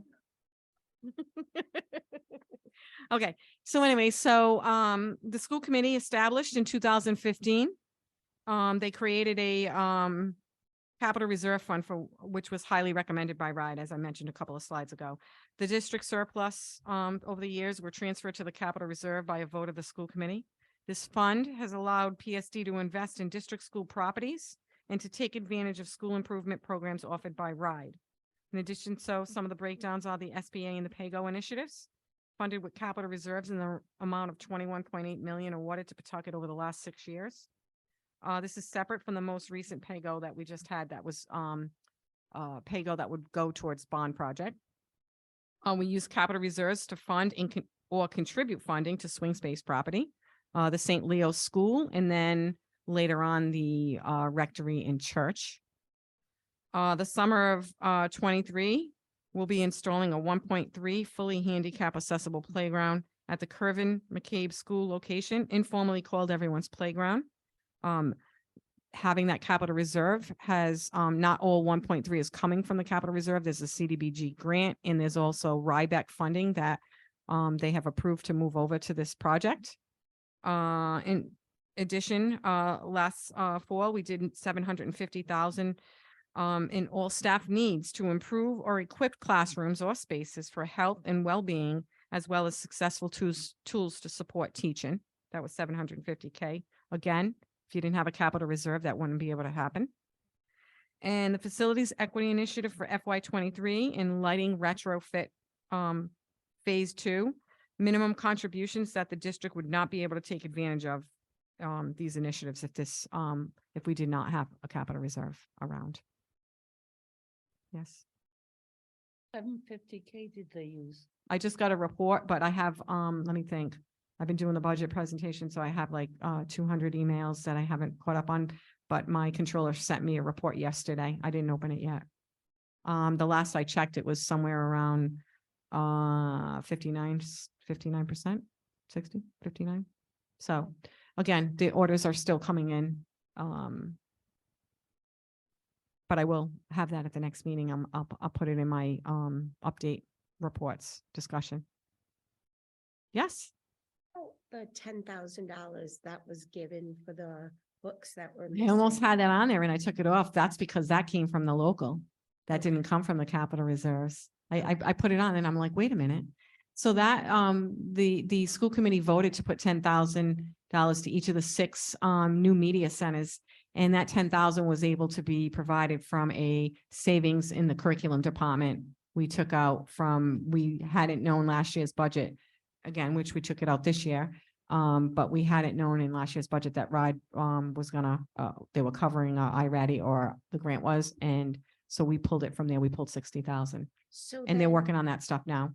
But then at Winters, we had a stipend paid out, correct? So at Winters, that was an actual vote that was out of last year's local, that we were paying somebody a stipend, and the librarian, and then we also over the summer they were ordering books. That's done now. I think the vote was 50K. No, I can get that number. I think with the last time we looked at, they were up to, I don't know, I can't remember. I'm sorry, I had so many numbers in my head the past week. Okay, any more questions? So that's it. In front of you, you have the individual budget document. Mr. Shalell had said to me that years ago, this document, the budget was ginormous, but I could only imagine that the papers that you were given were probably every account in the entire district, and we even have thousands and thousands more under UCOA. So I don't think that you'd really want to look at all that stuff. So the format is pretty rolled up. I'm happy to take any questions. I'm happy to walk through the document. I'm happy to have you guys review it over the next, till we have our next meeting, and take a group of questions through the school committee clerk, if you would, so we're not violating any open meetings law. And then what we'll do is the same way I do RFPs, and we have a question period. When the questions come in, I label them, number them, put them all in, and then I put them all on a document, and everybody gets their responses. So I'd be happy to do that. It's whatever the committee wishes. And again, I know that there's a few of you that are new, so all the questions you have, I will get you answers. I just want to start out by saying thank you. I've been on this committee now for a long time, 8 years. And this presentation is always complete and thorough and easy to understand. Thank you. And I really appreciate the work that you put into it, because I know that you're explaining it in some things that you understand, Mhm. from years of experience, but the way that you explain it, I know I always walk away feeling like I understand the situation we're in. I understand the need. I understand the assets, and the years when we've had nothing to ask and the years we have something to ask. I always feel like I understand where that is coming from. So So thank you. I appreciate the kind words, but I would be remiss if I didn't mention that I have the team back at IDO that support me in doing this, and the automation that has happened by members of my team. I couldn't do it without them, and I couldn't do it without the support of the superintendent and all the department heads and all the school principals. Everybody has worked really hard. Sometimes it's frustrating, but everybody has worked really hard with trying to ensure that they're capturing everything. And no one's perfect, but we all work together. And so I do appreciate the kind words, but it's a whole team effort. Mr. Charbonneau. I just want to echo Ms. Doobie's comments, both for Melissa and Superintendent Ramsey. Listen, I get it. It was a difficult budget, and no question about having to make some tough cuts and tough choices. So I appreciate the work from the entire team that went in, but led by both of you in a difficult budget year, to be certain. Melissa, just so I'm clear, the ask of the city is $989,000. Mhm. Okay, and when do we expect that we would have a firm Mhm. answer one way or the other from the city? And the reason I ask that is because if we're also bringing in an interim superintendent, are we bringing somebody in to make $1 million worth of cuts to a budget that has already been, I would think, gone over fairly aggressively? Do you want to answer that? Or would you like me to? No, you can answer it, but if there's something that I want to add, I will. But Okay. Okay, so right now the committee is just doing their first pass. It's not really, it is not sealed until the school committee votes on one at the next meeting. That's usually when. And then after the next meeting, we send it down to the mayor for his consideration. We can't share this document tomorrow. It's a public document. I'll be happy to send it to Janine and the mayor so that they're aware of what the ask is. I know that they, a lot of times when previous to it being, well, Janine too, because she does the budget, but when Joanna was there, they would call for the number that was in this document. I said, you gotta wait till I release the document. So I'll send this down to them tomorrow, but we'll wait for the school committee to make a final vote. We can make any changes you would like, because who knows, you may come up with something and say, hey, I need to put something else in, I need to take something else out, or I think you need to do better here. Whatever you want to do, we still have options to change. So it will go down as a draft so we can give some notice. And then I believe that they, there's a timeline for the budget. I think they go in front of the finance subcommittee sometime in May. And we'll know at that time if what the mayor considers to put in the budget, but then we need to go to then the council, and usually they do that for a second week of June. Hirsch, do you know the date that is it in May? All right, I know one year it was late in June because the state was late, but it's in May, right? So it goes to finance subcommittee, and then, so once it's at the finance subcommittee, we would know if what the mayor is considered to put in for the school department. Absolutely. Any committee members? A copy of your recap. Absolutely. Thank you. You're welcome. Mhm. Yes, I will send it. I'll send it to the clerk in the morning and she'll share it with you, okay? Superintendent, you have the floor. So I actually wanted to add to what Melissa was saying and to let you know that I plan on, she's been amazing to work with in terms of A, teaching me, and B, well, I had to calm her down sometimes, but I was gonna say she calmed me down, but I don't really know that that was the case. Today was my nervous day. So the thing is, we really did work really hard in some of the creative ways that she began to think about things that we could move around, and the negotiation she made with some of the external stuff. I want to absolutely say that has been a phenomenal learning experience. But in terms of that, we've really developed a working relationship with regard to this budget. So assuming that this passes tonight for the first and then goes to the second, and then we go to the city, and I will be in constant communication with Melissa, no matter where I am with regard to this. And I'm not just going to kind of jump off and not be part of this process with her. Thank you for that. Any other discussion before we have, all right, I need a motion for first passage of the FY 2024 budget. Motion made by committee member Bonolo, seconded by committee member Doobie. Discussion? Okay, clerk, please call the roll. Ms. Bonolo, Ms. Carney, Mr. Charbonneau, Ms. Doobie, Ms. Fernandez, Ms. Grant, Yes. Mr. Shalal. Yes, Melissa, great job. And please send any questions through Diana, and then we'll lock them all together and I'll get them all responded for the next meeting. Great process. Okay, new business, letter B. Okay. No, we moved to, this, so Fallon fire panel replacement. Go to you, Gavin. Good evening. The fire panel at Fallon Elementary, even though a working panel has exceeded its life expectancy, we have had some issues with it over the last few months, leading me to decide on replacing the unit. We have received a proposal from contracted vendor, National Security and Fire Alarm Systems, for $83,020. The summer and fall of the coming year, Fallon Elementary will be receiving fire alarm upgrades. These upgrades include sprinklers, devices, and a fire panel. The current fire panel being presented tonight will be incorporated and used during this project.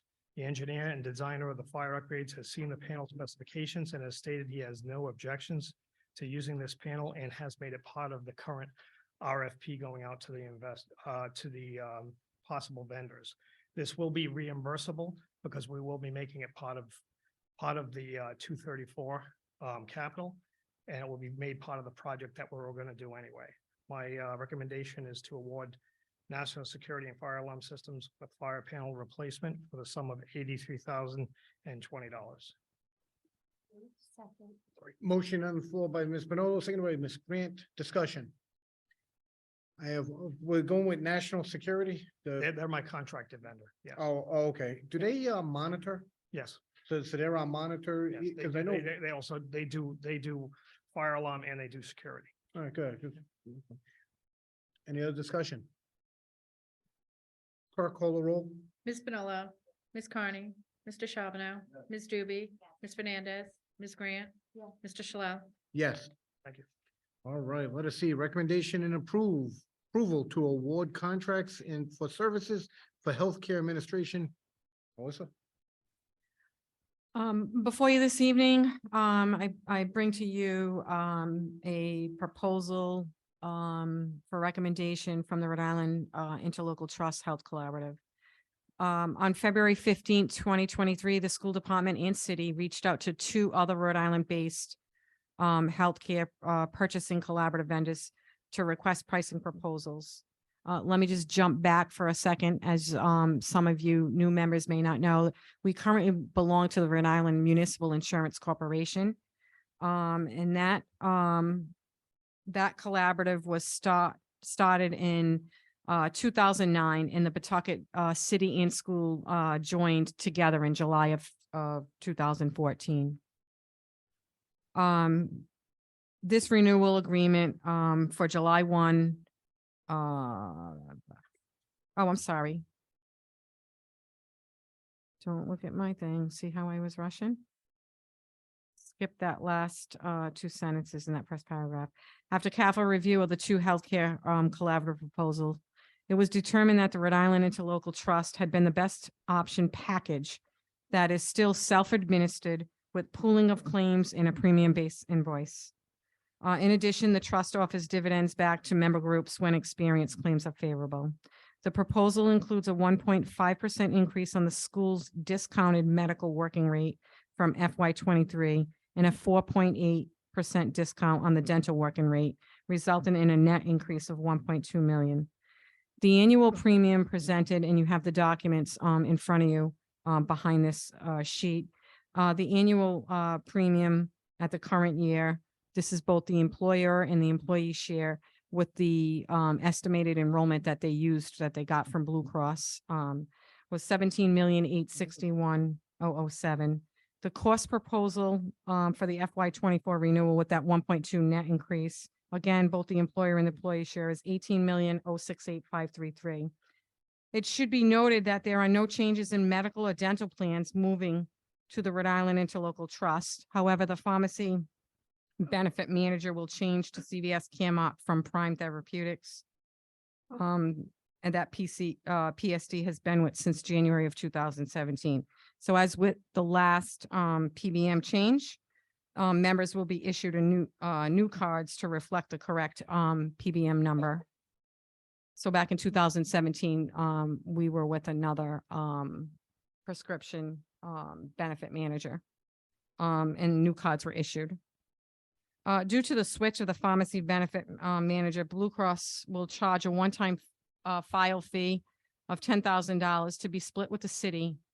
And leaving the RIMIC agreement is a one-time admin fee to cover the claims that will occur but not yet processed in FY24. This represents the IBNR, so incurred but not reported. And the cost for the school department is $37,720. At the same time, the Rhode Island Trust can offset this cost as a one-time credit at $8 per enrollee. So that would be your that would be the person who carries, so the employee who carries it in any dependents, they'll credit us towards paying off that, fee, $8 per enrollee, which is about 18,872. So net cost fees for this, switch to remove ourselves from REMIC and the file fee for the change in the benefit, prescription benefit manager is the net cost will be 23,848, which could be paid right out of the medical reserve. While the REMIC group has been a positive experience with good claims experience and a healthy medical reserve, the REMIC group is shrinking, and now would be the best time for budgeting purposes, that should say purpose, to switch to a premium-based price model. So what happens at the interlocal trust is that they are self-insured, but the claims are pooled together with all of their members. And they use those funds and they invest the monies, and then they give back dividends when it's favorable. And again, REMIC is shrinking. I think REMIC, when it was started in 2009, I was in another district, and I was a member and part of starting up that collaborative when they initiated it. And it was a group of mayors that put it together. And one of them was actually Governor McKee. He was in Cumberland at the time as the mayor.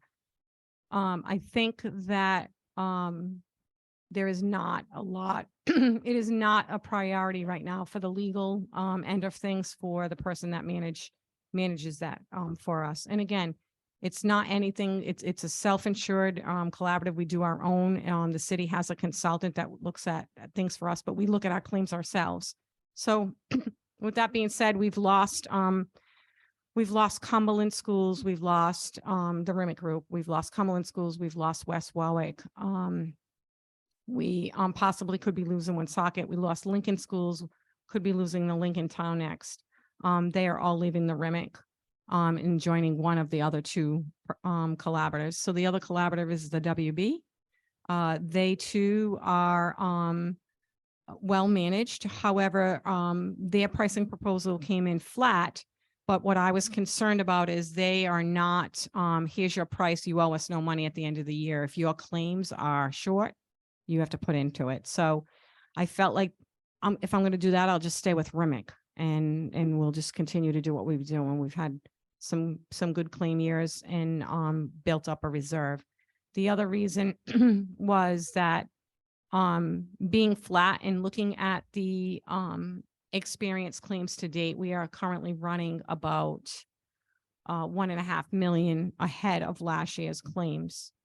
And I'm not worried because we have a healthy reserve, and what we have been able to do is to discount the working rate that we contribute. And so the employer has saved money, taxpayer dollars, and then the employee too. So the most recent year that we're in, I took the working rates and I took a 6% discount. So employees are contributing 6% less, and then hoping to use some of the medical reserve because it was building up, and the purpose is to give back to who put in it. And who put in it? The employer and the employees. So again, when I got that proposal, while that program, the WB Health, is very good, I just felt a little uncomfortable with, hey, we're leaving you level funded, and I know that it was already a discounted rate, and I made that clear. So with that being said, the city also did an RFP for a consultant in case we did stay with REMIC, and they had six people bid for consultant services, and they too are joining, leaving REMIC and going and recommending. And I think I got a text before I came here that the city, the purchasing board had passed to join the Rhode Island Interlocal Trust. So just so you know, there is no penalty should we decide next year that this is not for us. There is no penalty to leave. There's just a notification of there's some dates. But again, if this is approved this evening, then I would have to get the contract, which I would then bring before you again. But if you vote to move, we can get moving with new cards and things like that. But I will get the contract and bring it to the next meeting. I need a motion to Motion to approve by Ms. Bonolo, seconded by Ms. Connie. Discussion? Mr. Shabana. Just a question, Melissa. What is it that the trust offers so much better than Remick? I mean, we've had pretty good success with Remick. Right. So what the trust does is they give you a price and that's the price, whether you are over or under your claims, because they're in a big pool. They have a lot of members will be joining. I want to say they had 26,000. They have other member communities, not just schools and cities. They have libraries and things like that. Anybody that can fall under the trust membership. And so they have that big pool where they're able to have someone 100% of the time, like committed to watching, and they give you an analysis and things like that. So like I said, I mean, now is the time because we know the price. This is the price. So we know at the end of the year, if they messed up and our claims are short, we don't have to pay them a dime.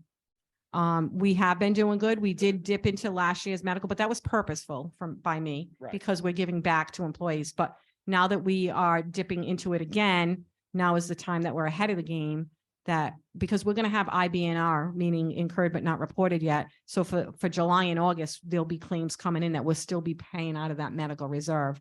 And so it will be depleting. It's not at zero, but it stays there. You can keep it there and choose to, keep your working rate. So if they give us a working rate and making it up $5, we can say, we're going to pay them $4. We'll take some out of the medical reserve. This way it keeps it down. There's ways to still use up some of that reserve and give it back to the people who put into it, employees and employer. I get that. What is the difference in Remick and the trust that makes the trust I mean, if we were having problem after problem with Remick over the years, absolutely. Well, that's what I'm saying. Remick's good, but it's dwindling. People, there are gonna be no members left, so there'll be nobody watching the house, basically. So But- if it doesn't exist, we can't be part of it. Right, but if it's being messaged that Remick's no longer gonna exist, then it'll it'll be a self-fulfilling prophecy. We've had success with Remick, and I'm curious as to why we would make the shift now, all things being equal. Well, all things being equal is in a time of, it makes things easier that we have a flat fee that we know we're gonna pay. With Remick, we don't have that. We're just lucky because we have that medical reserve built up, but that eventually could run out. And if we don't have, they have large member pools and they're able to get rebate discounts. That's where you really save a lot of your money. We have to pay a consultant to do that right now for our pharmacy discounts. The city pays for it right now.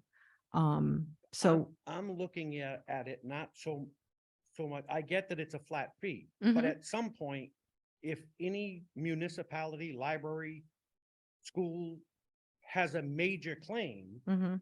the trust isn't gonna unload all of their assets to pay that. They're gonna take from the collective, correct? Correct. So what happens is they invest. They've been doing it for a number of years. They invest in, a matter of fact, I actually just was appointed to the board recently, because it was a vacant slot. I tried once before, but, it was filled, previously, but they have, investments that are watched over, and handled by a board. So again, yes, if we too could have a claim that is going into a grouped pool. And that's the benefit that we have, is that they have this large pool of money that they're investing and earning.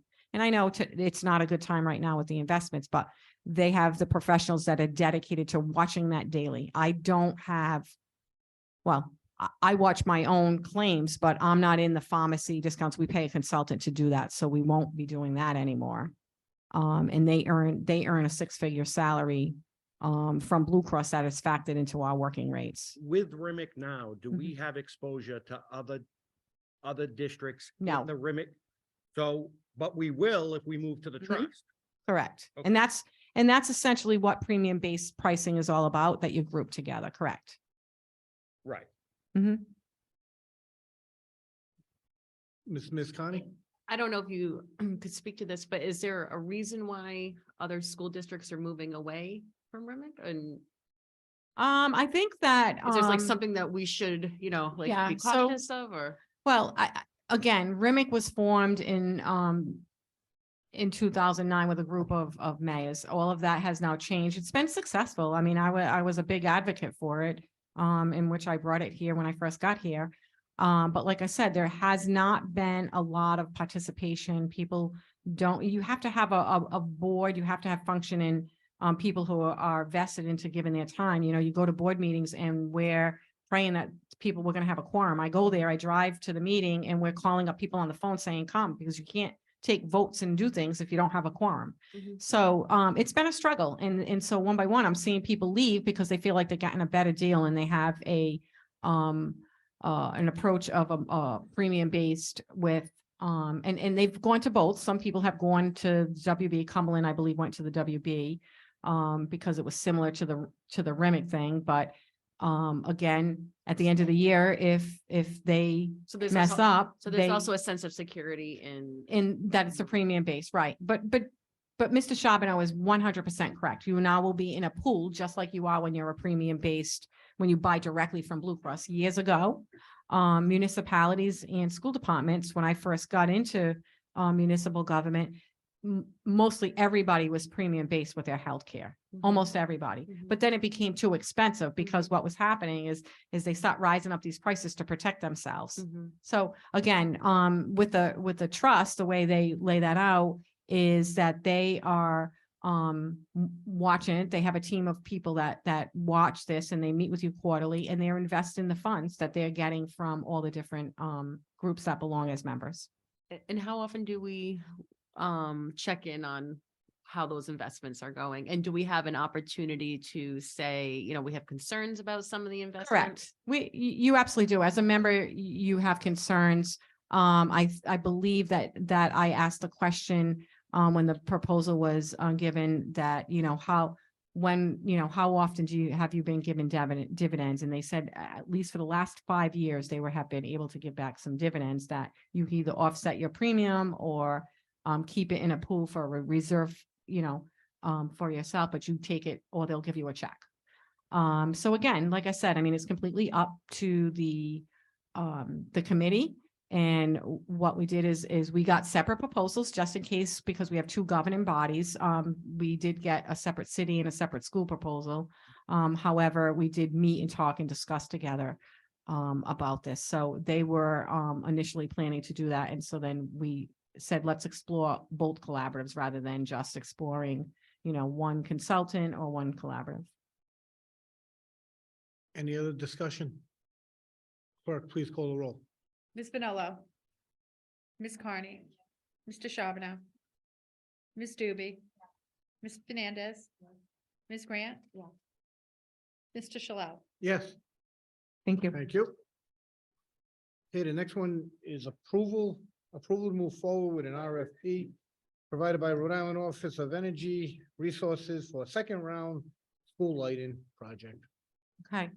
If you recall, last year, I came before you and we were part of, it was part of facilities equity, but we were given the award after our initial facilities equity initiative. And so with that, we were able to do lighting retrofit in John 6 schools that we're doing now. So it's been pretty successful. It was 100% funded by the Office of Energy Resources and some rebates from National Grid. They reached out to us. We have a weekly meeting with them. They're a great bunch of people to work with. And of course, when they're giving you free lights, we're on board. With that being said, they have a second round and they're already talking about a third round, only the third round is not lighting. The third round is boilers, heaters and things like that. So we're hoping to participate in that.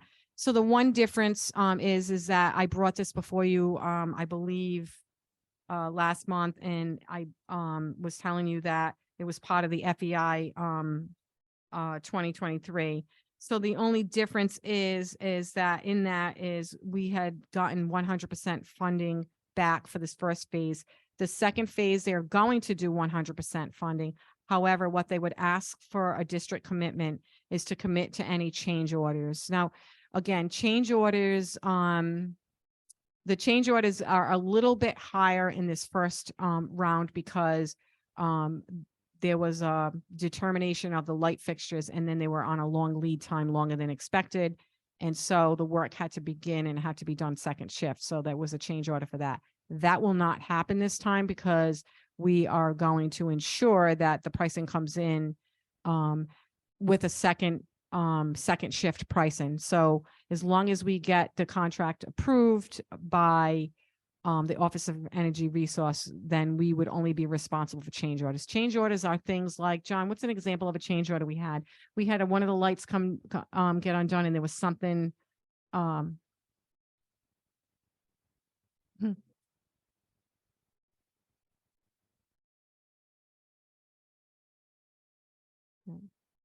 So I would think the change orders would be anywhere from maybe 5, maybe 8 to 12% of the entire project. And the entire project's like 800,000.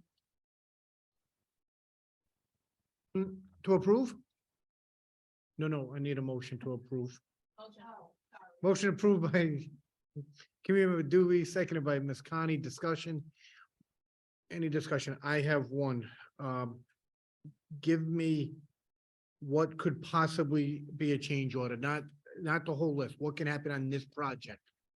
John, just like Just real- like the one that he took out the ballast and what happened, there was All right.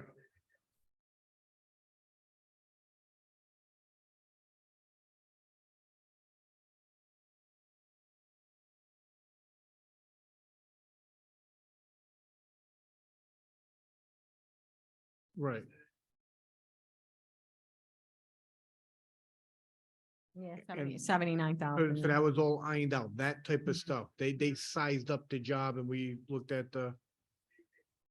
All right, Yeah, the state paid for everything 100%, but they're just asking us this time that they lock in and commit to the money so that they can already move on. What they said was, is it's not that they didn't want to, they want to be able to move into the next phase and know how much money they have left. So okay. they're asking us to cover, And which so- is a small fee, I guess, compared to what we're doing and putting in the appropriate lighting. All right, any other discussion? Clerk, please call the roll. Ms. Benella, Ms. Carney, Yeah, Mr. Shabana. Ms. Doobie. Ms. Fernandez. Ms. Grant. Yes. Mr. Shalal. yes. All right, thank you. Next item.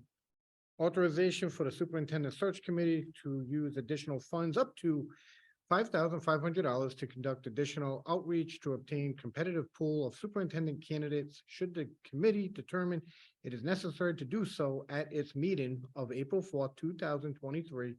Committee Member Doobie. Apologize for the length of that. I wanted to make sure with legal that we had it worded exactly correctly. So this is the situation. As I said at the last meeting, the intention is that for the, that our superintendent search committee will bring a recommendation to this committee for the May 9th meeting. That is our objective. That recommendation, we are hoping will be at least 2, possibly 3 highly, qualified candidates that this committee can then decide between. So that is the objective. The as I said at the last meeting, the job was posted on March 16th with a closing date of April 14th. On April 4th, the Superintendent Search Committee is going to open what has been received so far. At that point, the job will have been posted for 19 days. I haven't opened them. I have no understanding if whether there will be any need to do additional outreach. This is not because I'm concerned. This is not because I've been looking through the pool. Those that have been received on School Spring, they have dates that will be sent to the person if they're opened. I haven't opened them. We will open them in executive session as a search committee and look at them. At that meeting on April 4th, we will specifically look, how many do we have that are meeting all of the qualifications that we have put forward? That we said we are looking for in a candidate. Are we building up what is going to be a competitive pool that we can decide between? Or do we open up the applications and say, there's no one here, or there's one person here? We only have 10 days left of this posting. So at that meeting on April 4th, after we open them, we will then have a discussion as a committee and take a vote about whether at this point we believe additional outreach is needed. That vote is going to happen regardless of what happens here. The reason I ended up reaching out to the chair and putting it on this agenda was because if that subcommittee votes in favor, we would then have to wait, like I said, Passover, Easter, April vacation, we would then have to wait until April 18th to come to this body to actually get the approval and then move forward. The number 5,500 was that we wouldn't be looking to do NESDEC, which is where we would look to do additional outreach, offers multiple different services, up to about $20,000 to essentially do an entire superintendent search and, and consult on the interviews. We would just be looking to use their posting services, which can run between $3,500 and $5,500, depending on the size of the district. We would actually have to go to them and ask for a quote. It's not like a set price. So based on the size of the district. So like I said, that vote will happen on April 4th. I'm not sure how the opening of the applications will go or how the vote will go. But in the case that it does go, that the superintendent search committee believes additional outreach is needed, I would want to get that additional outreach on April 5th immediately, and then use the next 10 days with additional outreach and the posting to try to stay on the same schedule. In which case, on the 17th, we would be looking at the full pool of applicants. And once again, moving to a May 9th presentation to this committee, May 25th at the latest. So that is the full situation. Like I said, it is in the case that we vote in favor, we would begin immediately. Motion to approve? Motion approved by Ms. Bonolo, seconded by Ms. Grant. Discussion. Ms. Bonolo.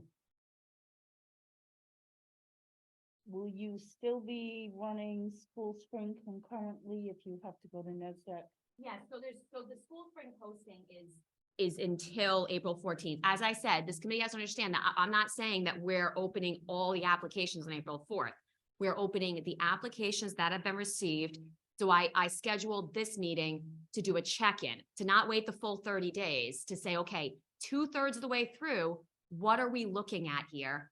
Are we concerned that in 10 days, we're going to be looking at one candidate, two candidates, and really not a lot or no candidates? Are we concerned? So like I said, that committee will decide whether they feel we are concerned and that we would move forward, but we wouldn't then cancel the school spring posting. The school spring posting would still go to the 14th. And quite honestly, on the 17th, if both fall short, then we'll be here with a different conversation. But I do want to ideally have it so that we have decisions made in May and we can begin negotiations with the potential candidate in June and hit that June 30th deadline that we've had in mind. Mr. Sherman. The posting went up, 16th? let me just check my calendar. It was a day after the meeting. So, Okay. it was the 16th, And, March 16th. and do we know to date how many people have applied? I do not have that number. I do not have a number, to date. I don't know if, Is there a if- number? okay. I know it. Do you want to, legally, we can share that number? Here's the number. There's no names. Okay, Okay. okay. Ms. Liss? 8. So we've had, okay, Okay. I'm good. I was just curious for my own. But yeah, I'm good. Thank you, Mr. Okay. Chairman. Nope. That's great. Besides School Spring, was there any other sources that you used? Yeah, we used the free sources that were available. So we used also Indeed. So we use the things that the school district already has agreements with to use. And So- internally, we posted it internally to the staff on March 20th. An email went out to all the staff. Does the 8 include all of those? Or, okay, Oh, but it could be more. so there could be. Who's monitoring the, I don't have access to. who has Indeed? Ms. Rabbit, do you have access to Indeed? Are there any that are there on Indeed? School Spring actually also after about 3 days, School Spring, everything on School Spring goes over to Indeed. Okay. So far on Indeed, no, we do not. Okay. But I don't have it, the honest, I haven't checked. I haven't checked it out. So I'll do it on the second. And should this pass, I will be sure that the day after that an informational email is sent out to the full committee. I'm just saying whether or not that vote was taken.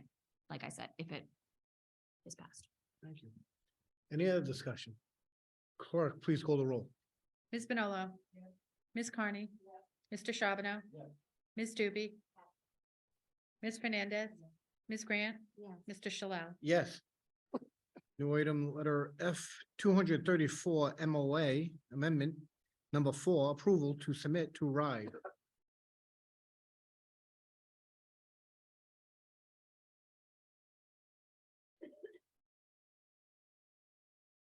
Okay, so typically we bring these, the RIDE MOA adjustment amendments after RIDE approves because we adjust the numbers based on the projects and, you know, as the bids come in, the prices are firm, we do adjustments so we can maximize the approval.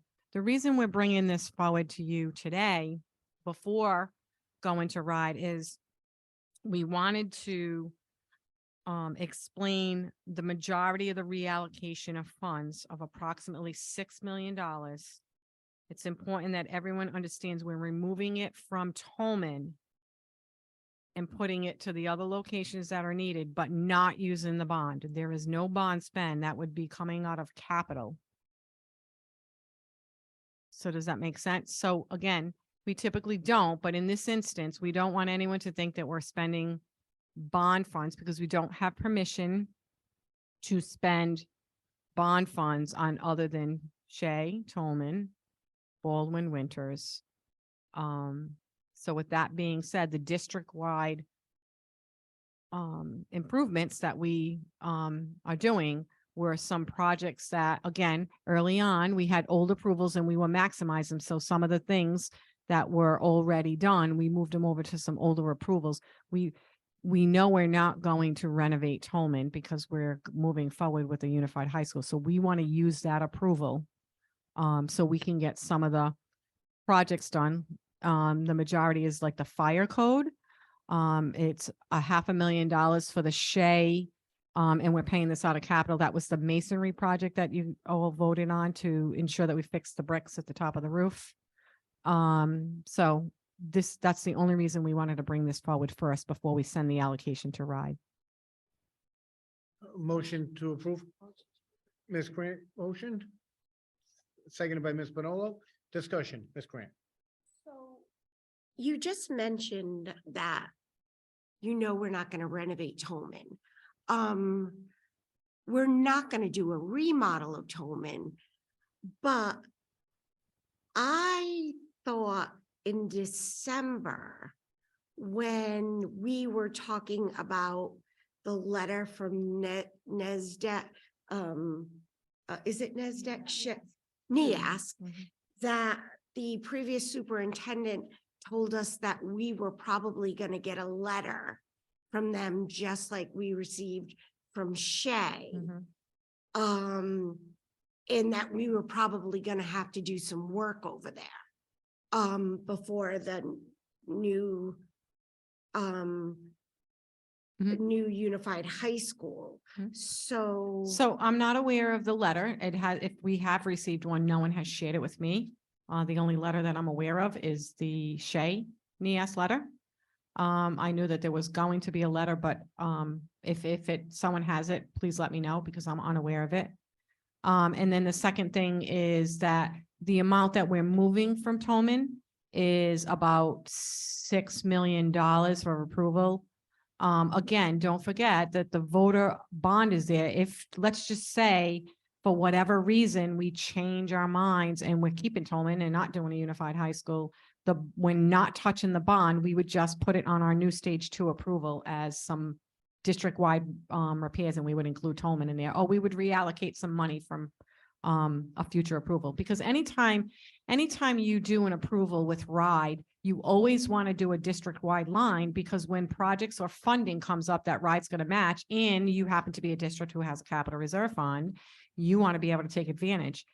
If you are like some districts out there, you cannot take advantage of FEI or other health and safety things, except if it's 500,000 or less. That's called for emergency repairs. So again, we're getting ready to do a new stage 2.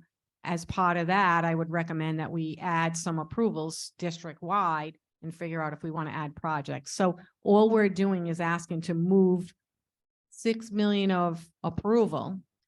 And at that point, I believe by the time that number, I mean, we're having trouble with the Baldwin number. I can only imagine what the Tolman number is going to be like if we were to change our minds and renovate Tolman. We're only asking to move the approval.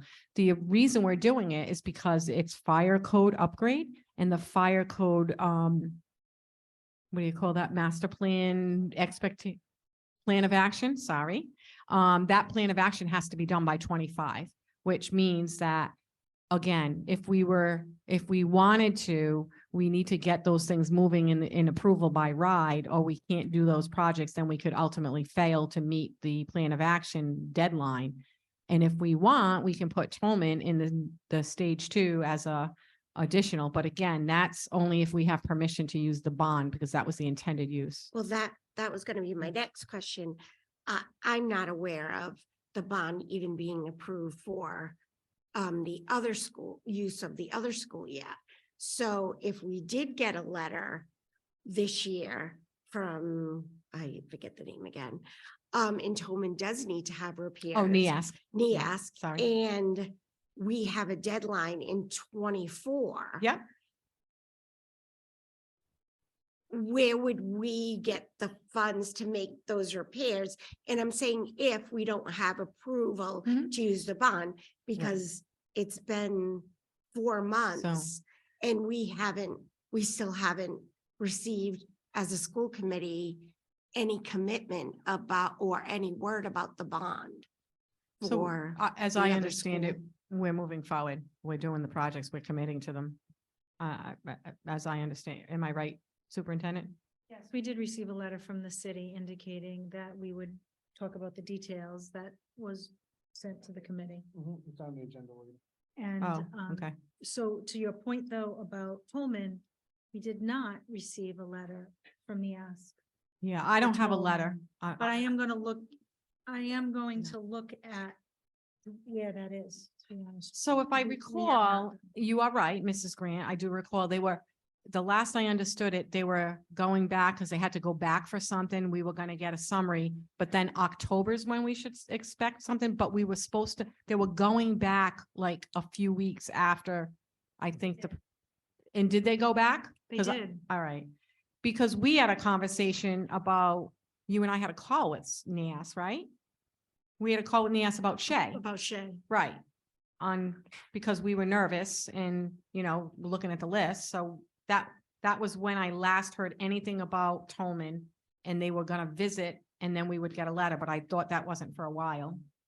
I could be wrong. I'm going to look into it. Okay, all right. And I'll report back.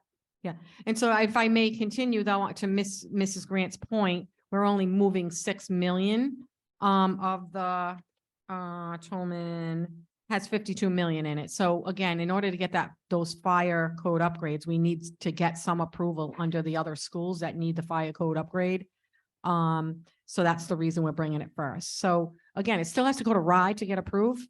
And again, we typically do that first, then come to you for your approval. But I wanted everyone to know that before they saw something going out like this, that we aren't asking to use the bond. We're asking to move approval. Okay, thank you. You're welcome. Mr. Shabana. No, I get, I was okay, but you saying what you did.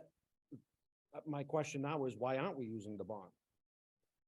Well, it's not going to Tolman. Well, no. Why aren't we using the Shea, if it's Shea, part of it is the Shea restabilization masonry project that we did. Right, you voted to use capital for that. You guys took a vote already to use capital for that. When you voted for it, because we didn't know what the Shea status was, you guys voted on it. I don't remember when that vote was. Okay, but so why is that in here? The additional projects to be funded are the Shea, Just that 500,000 that you guys voted, you said to you, the vote said to use capital, so that's why. We're not putting it in the Tolman, it's not coming out of the Tolman, it's in the Shea line already, but we're not using bond for it. So those are some of the projects that we are doing, but it's not coming out of the Tolman line. The Tolman line is things like fire upgrades at Jenks, John. FEI 2, the Facilities Equity Initiative. which encompasses what? Go ahead, Gianna, the facility equity, the playgrounds. Yep. Cunningham, yeah. But this says the additional projects to be funded with capital include FEI, Mhm. but, Shea stabilization, you're gonna use capital for Shea stabilization. and the FEI, And the FEI. and the fire action plan. Yes. Mhm. So why are we using all this capital if we have bond money available? Because the bond was for Tolman, and the bond was for Shea, and the bond was for Winters, and the bond was for Baldwin. So these are all other places except the Shea one, because that was voted. We didn't know we had access when we asked for the 10 million. Remember, we asked for the 10 million? That Shea masonry project was done way before. I think that was when, early on, when that vote took place. So we're not using the bond because we have no permission to use it. And we can't wait to figure out if someone's gonna give permission, because again, the bond was to do renovations at Shea, Tolman, Baldwin Winters, the new schools, right? So these are fire code stuff at Jenks or Slater or whatever. Right, Mhm. but we're taking the money away from Tolman. We're taking the approval, not the money, the Right, approval, yeah. well, the approval, right. Mhm, mhm. And we're gonna use our capital because we have capital, because this committee puts it in there, right? So that's all I'm saying. We'll get that back. We'll get the reimbursement back because you're paying for it cash, and that's how we reinvest in other projects. But we don't have bond approval to do fire code at Slater. We don't have any approval for that. These things didn't come up until after, the whole thing with, again, Shea and Tolman were thought to be fully renovated. So now that they're not going to be fully renovated, the fire plan has come up and it has to be complete by the 2025. Does that make sense? And if it doesn't, please, I'm not offended if you ask me more questions. Seriously. I want to be clear as I can, and I don't understand. Why wouldn't we just pay it out of capital then and be done with it? Why are we moving approvals and shifting? because RIDE doesn't let you pay it if you don't have it in your approval. So it's not in our approval. The fire stuff came up, it wasn't in here. And so we need to, if The you look, masonry work's already done at Shea, isn't it? For the No. most part? no, it's in process. I mean, that it was a small thing. We could actually do something because it was small, but we're getting the approval now to move it. I mean, the other stuff is not done, but it's work that needs to be done. And again, like I said, we typically go to RIDE with it, but we wanted to wait and bring it to the committee so that nobody would think we were using bond money to do this work. Like, we were moving approval, and then we're gonna say we're gonna use the Tolman the Tolman bond to pay for other approvals. Does that make sense? Go ahead. I'm good. So I think the piece that is missing that you kind of blipped in there, but it went by real fast. Sure. is you're using the 6 million. Mhm. Right? 6 million approval. Yeah, we're moving it. But it will be reimbursed. We're doing the projects with capital, Mm-hmm. but the capital will be reimbursed with housing aid. Mm-hmm. As everything else is. That's As- how we're able to do as many projects. Yeah. So technically, we're not using the 6 million because we'll be getting a percentage of that back. Correct, much but it is could that? take a year or two, depending on how big the project is. Like a $500,000 job that we're paying out of capital, we'll get the housing aid back. We'll get the percentage back, 83% back next October. Okay, and how Mhm. much do we have in capital? So in capital, we started the year at 7.8. We have 6.3 committed. We added a 3.5 of estimated surplus. And we have 2.3 encumbered of projects. 12.1. Mm. So we've got 12.1, And we got 1.1 back in housing aid this year too, to add to that. Mhm. 13.2. Mm. Okay. And again, all of these projects are gonna happen over the next couple of years, so again, RIDE recommends you having a capital to take care of these things that would otherwise have to be bonded or otherwise have to increase taxes, so, yeah. But again, we get the money back depending on the size of the project, so if it's 1.5 million, I think it takes 2 years to get your housing aid back equally. Ms. Connie, you had a question? Are these all fire upgrades or? No. So so this approval was representative, so 1, 2, 3, and 4. You Mhm. can see Baldwin Yep. Winters, Shea, Tolman. Yep.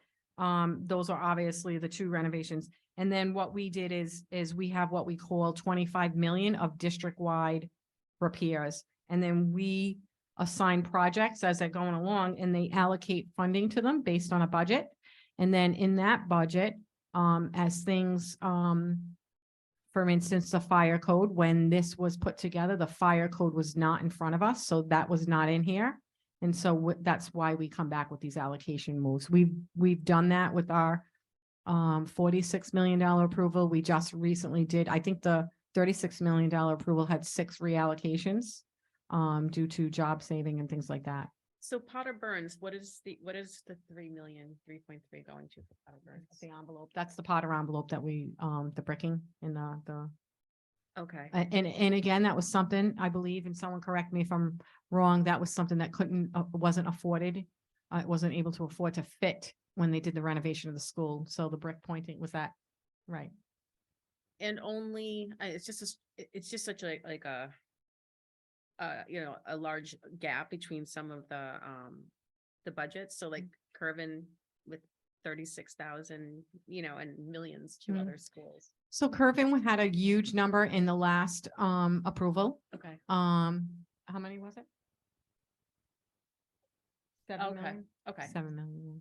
So again, there's multiple approvals and I'm happy to anytime share that with So you. over the last few years, there might, like, the schools that aren't getting as much money for budgeted Correct. projects now probably received budgeted projects of larger. Some size did, the year yeah, before. we haven't Okay. touched every single one with, I mean, we're, Okay. the I was just committee. looking at the equity of it and some of it Absolutely. was like, well, Yeah. you And know, I'll be happy to share that information because Okay. being new, member on it, you wouldn't know, what was all previously the other approved. things that we did. When I first came here, they were still working on Potter Burns and, Green. So Okay. again, there's been a couple of different approvals. So Thank you. happy to share that. Any other discussion? With none, clerk, please call the roll. Ms. Bonello. Ms. Carney. Mr. Charbonneau. Ms. Doobie. Ms. Fernandez. Ms. Grant. Mr. Shalala. Yes. Thank you. We'll come back, fingers crossed, once we have right approval. Next item, recommendation to award the Curvin McCabe Everyone's Playground General Contractor. Wonderful. Thank you.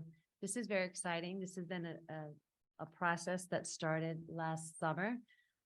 Last summer, there was a committee led by Ms. Grant and then Joanne Bonolo, myself, and Melissa Devine were on this committee to get it rolling. And we started that early, recognizing the lead times for this equipment, which is literally was in excess of 25 weeks. So we've worked really closely with the Gardner and Garish, which is landscape architects, to get to where we are. And the RFP went out for the general contractor, and we're here tonight to recommend the award. We were very pleased when the proposals came in, because they were both in earshot of actually being able to get the ad alternates on top of the actual base bid. So we're here tonight to recommend Collies recommends the award to go to Yard Works in the amount of $852,769.40. That number is the base amount as well as the 5 alternates. We have worked with them, talking about the different alternates and how the schedule would work and different options. So I'd like to run through the alternates with you so you understand what we're able to do. So the actual playground itself overall is about 14,000 square feet. The play area is about 10,000 square feet. So the bituminous concrete work that we're going to be able to add to the project is all the concrete beyond the play area that abuts the fence. And that was, to just do this beautiful playground and not have the concrete finished, it would have been a shame. So we were wonderfully surprised when it came in to the point where we were able to, the project was able to afford it. The second is there's a chain link fence that runs around the playground, so that will be repaired. And then there's 2 play poles that we're able to add into the design.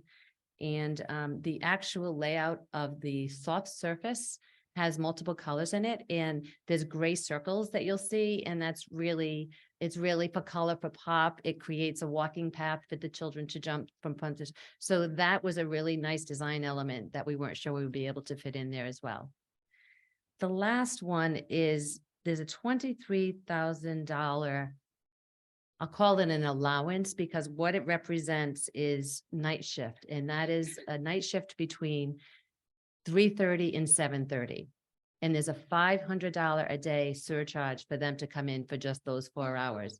And that number, we received that number to, so we had understood what was needed for the after-school work. So the 23,000, if you divide that by 500, that's about 46 days. So the end date for the schedule of this particular project is August 11th, which is great. It gives us lots of time before school opens. And then so for punch list, I think the final deadline for the, final completion is the end of September, in case there's any lead time issues with something. All of the equipment is due in by the end of May. So fortunately, we started really early and we're in great shape.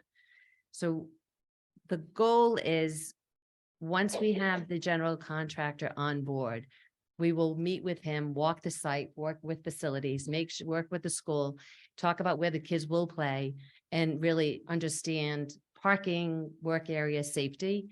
But right now, we just want to get this Yard Works on board so we can start that process. Motion approved by by Ms. Grant, seconded by Ms. Bonolo. Discussion, Mr. Charbonneau. Holly, a couple of things. 20,000 for chain link fence repair seems to be a very low number to me, based on the size of the fence that's there. And why wouldn't we be, if we're gonna spend this kind of money, why wouldn't we put up a new fence all the way around the place? Budget. Well, I mean, A fence could cost a few $100,000. So the gate, the far gate that is relatively new, is fine. It's the oh yeah, I've been by. right. My concern is We can get that price if we'd like. I mean, we can totally do that. I would like that. Okay. I'm tired of us always saying that it's the budget. If you bought $1 million house, you're not gonna leave your front yard all torn up. If we're gonna invest this money, we should absolutely price out a brand new fence around the perimeter of the entire play yard. From where the gate is to come in all the way around to the sliding gate. Right. Okay, I will do that. And then the concrete going out to the edge of the fence. Mhm. Is there another option beyond that? Or I'm just worried from a graffiti standpoint, from a, and if we're gonna have young kids running around in the play yard, and then they transition from the play surface onto concrete, is there another option? So the play surface is in the diagram, you'll see the color, and then it drops down to the outside where there's trees and all, and then it would go into the concrete. I don't know. I do know that the soft surface is incredibly expensive. It's one of the most expensive elements of this. Yeah. So other than concrete, it seems, which is the most durable and would last the longest. Again, I'd be more than happy to find out. We can find out if there's another option and see what that would cost. And then finally, why are we pricing out night shift work? Because there was a concern about having construction during the school day while the children are in the schools. So we priced it out. So there was a level of flexibility depending on what the needs were of the district.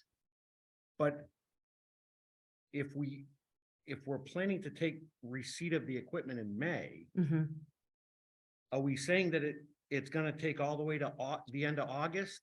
Because we're only working 2 or 3 hours a night? No, if they were to work from, if they were doing just 8-hour days, this shift, the schedule would start the day after Memorial Day, and they would be 8-hour shifts. And that's everything from excavating to earthwork to electrical to the playground. And we'll have a schedule and it'll tell us exactly what's going to happen for each of these period of times. But they were clear that they would need from, if they were 8-hour shifts, it would have to start right after Memorial Day and then finish August 11th. If they were the 4-hour shifts, they would have to start May 8th. That would be their start date. If they did 4-hour shifts from that point to the end of the school year, which is why you lose a few weeks. So there is an element that could be reviewed where looking at when is the most disruptive work? When do they do the demolition? When do they do the excavation? When do they do the earthwork? And what trucks are going to be there? And perhaps looking at it from that angle and deciding what works best. Okay, so this 23,000 is really a not to exceed number. Yes, it's We literally, yes, I would love it. I mean, realistically, it's 46 days at $500 a day. Right. So, okay. yeah, And if they work 8 hours. there's 9 no to 5, $500. There's no $500. Yeah. Okay. Ms. Grant. Holly, I know, Mike Wilcox from the city has been working on this with us. And, I know Fallon had done a playground over there. When they did their playground over there, when did they do the work for that playground? That's interesting you asked me that because Mike Wilcox had mentioned that the teachers there use this as a teaching for the older kids, the 4th and I guess 5th grade, I'm assuming. And they would come out and watch the whole process and they use it as a lesson in the class.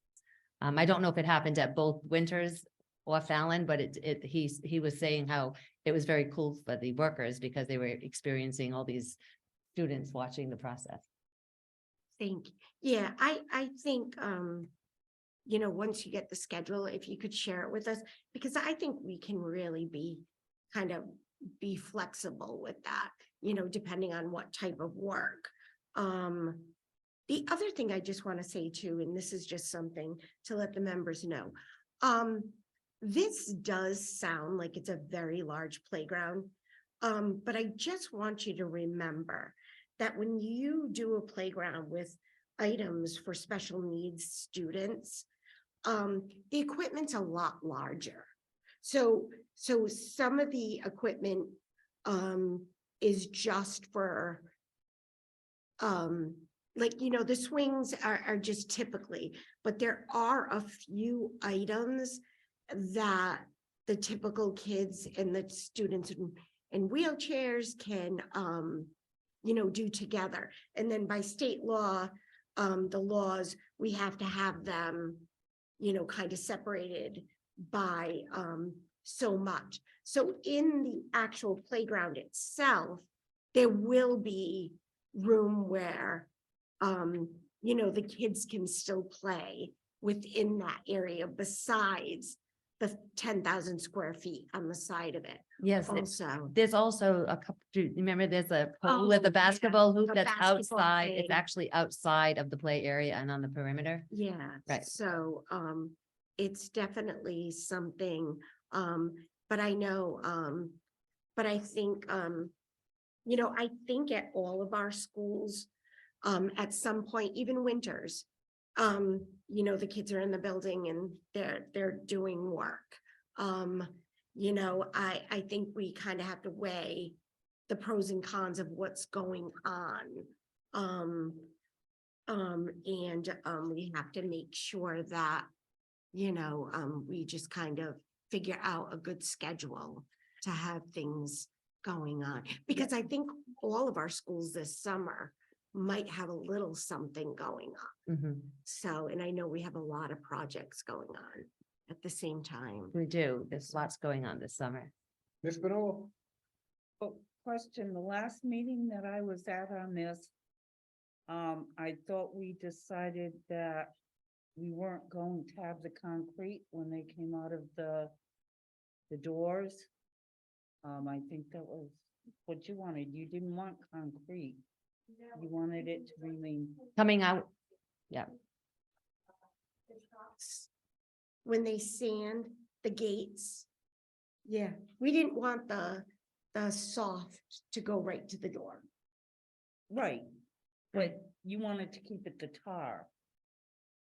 Which it is now, so now we have tar going to concrete, going to tar. How is that going? Oh, to I be think- for plowing? They're gonna, well, they'll probably just Yeah. do it over.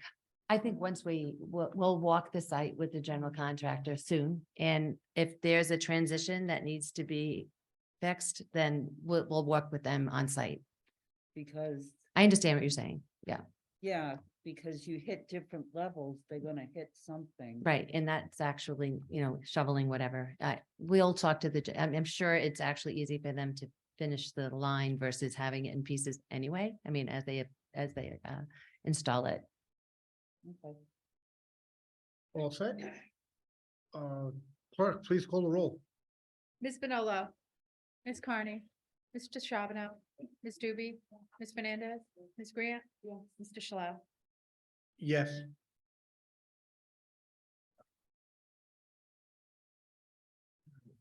Next item, can we take a break? I was gonna ask, can you take all three of those together? Are they the same exact thing? They're just being divvied out to the different schools? Yeah, right, okay, you guys got me. All right, next one, recommendation to award the life safety improvement projects, the Shea High School. General contractor.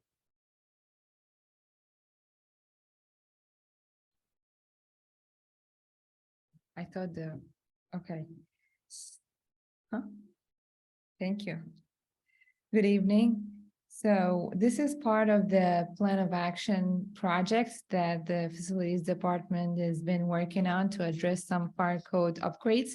The first one we have is at Shea, addressing 6 staircases, replacing handrails and guardrails to meet code. We received 2 bids, one from Tower Construction, the other one from Marin Construction. And after an extensive review by Colliers, the recommended motion is that the Pawtucket School Committee award the general contracting services for the life safety improvement project at Shea High School to Tower Construction of Cranston, Rhode Island, in the amount of $584,000.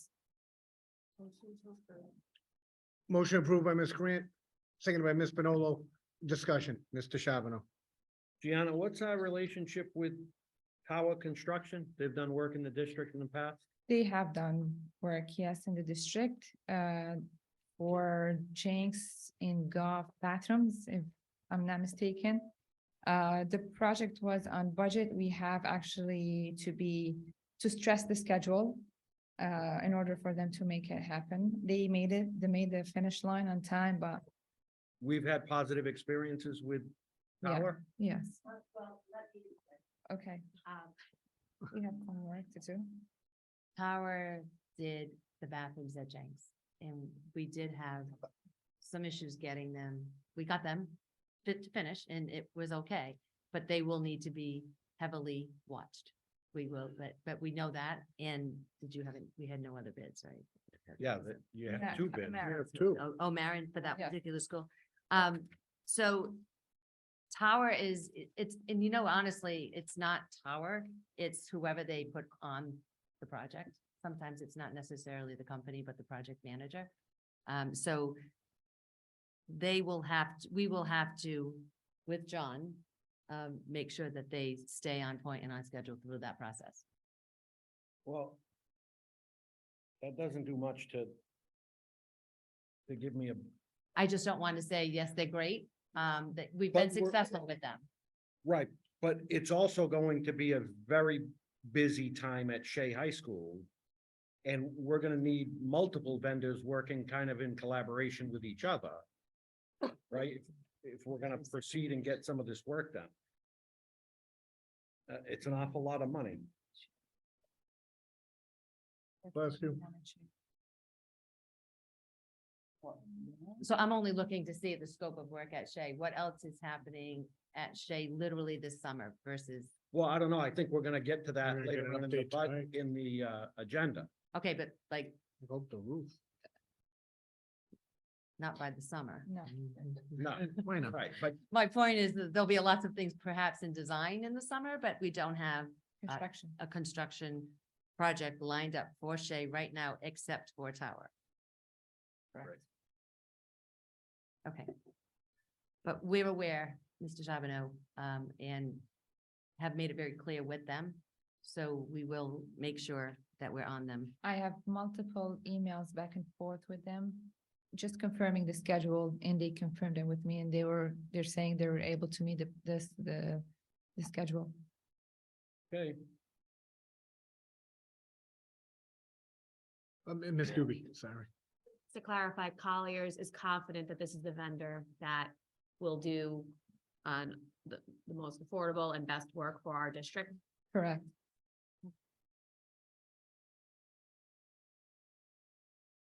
Any other discussion? Clerk, please call the roll. Ms. Finola, Ms. Carney, Mr. Charbonneau. Ms. Doobie, Ms. Fernandez, Ms. Grant, Yeah. Mr. Shalom. I'll go yes, yes. Yes. Next motion, next item up for discussion. Yes. Can I just say one thing?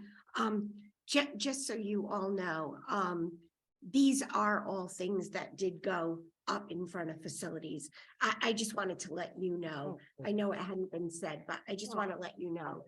These are, just referrals coming through to facilities. Thank you for that. So I just wanted to let you guys know. I was unaware. All right, thanks. Recommendation to award life safety improvement project. This is the Jenks Middle School General Contractor. So on the same plan of action list, we have Jenks, a very similar scope of work, handrails, guardrails for 4 staircases. In addition, we have actually select doors replacement and furnishing fire-resistant gypsum board for the interior walls at the main office as an alternate. So we received only one bid for this project from Marin Construction. And after review, we recommend that the Pawtucket School School Committee award general contracting services for the life safety improvement project at Jenks School to Marin Construction of Providence, Rhode Island, in the amount of $815,900. Motion approved by Ms. Grant, second by Ms. Bonolo. Discussion. Why only one bid? Is it a specialty? So this. job?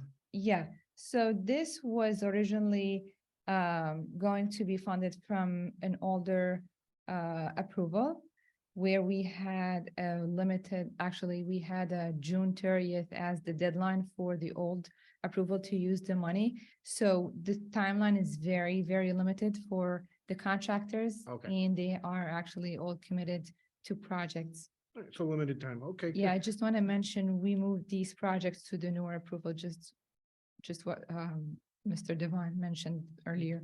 Okay, great. Any other discussion? Clerk, please call the roll. Ms. Finola, Ms. Carney. Mr. Charbonneau. Ms. Doobie. Ms. Fernandez. Ms. Grant. Mr. Shalala. Yes. Next item, recommendation to award the life safety improvements to Slater Middle School General Contractor. Motion to approve by Ms. Bonolo, seconded by Ms. Connie. There you go. And now discussion. Maren, I see that. and so they have assured Polly that they will meet the schedule of both schools. Because that conversation was brought up. Okay, Mr. Charbonneau. Gianna, can you explain the add alternates on the bottom that are included in this award For Slater. for Slater? So originally, we didn't know if we're going to move forward with the doors again, because we wanted to use an older approval where we have to meet the June 30th. And the doors, usually they take some time to get delivered. So we put the doors into two alternates. So alternate number 2 is the ones mentioned in the plan of action. Alternate number 1 is only a wish list. So since we moved the fund to the newer fund to the 234, and we were able to use the to fit actually the project as the numbers came in, so we actually chose to go with the 2 alternates. Okay, But those are based on not priority, based on, yes, different categories. right, but it's listed as the same thing. Alternate 1 for replacement of classroom doors, 33,000. Alternate 2 for replacement of classroom doors, 466,000. Correct. Maybe I should have just put more clarifications, because on the bid documents and the plans that we have alternate number 1, select doors replacement police C plans. And on the plans, it mentions exactly the doors, like door 1A, door B2, door, and each alternate has a different list. I got that, but doesn't the 466 number incorporate the doors in the original alternate 1 of 33,000? The 466 are for alternate number 2. Right, Mhm. and that doesn't incorporate all of the doors? No, So how many doors are we talking about? I can provide you with the list. So I have already asked Gianna to send me a list of whatever doors. have Well, what been- are we voting on? We're voting on $33,000 for door replacements and $466,000 for door replacements. How many doors? I can give you the exact number. Tonight? Yeah, I can do that. Okay.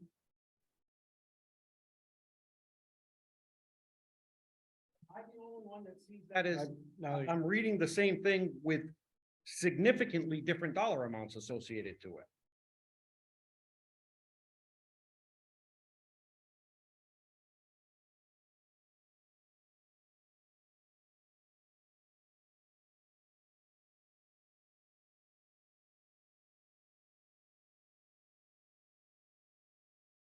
Hmm.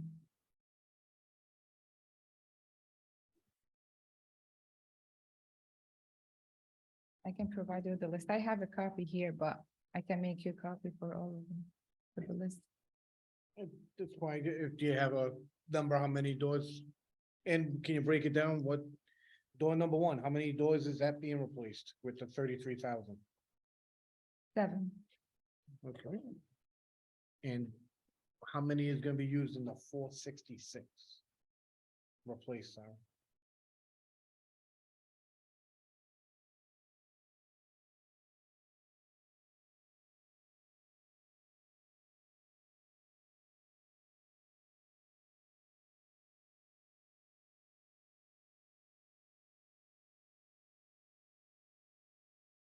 $20.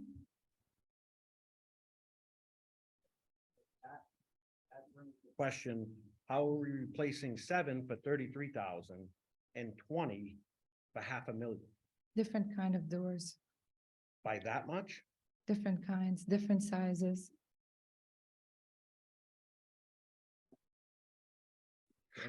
That's a 27 doors total for $500,000.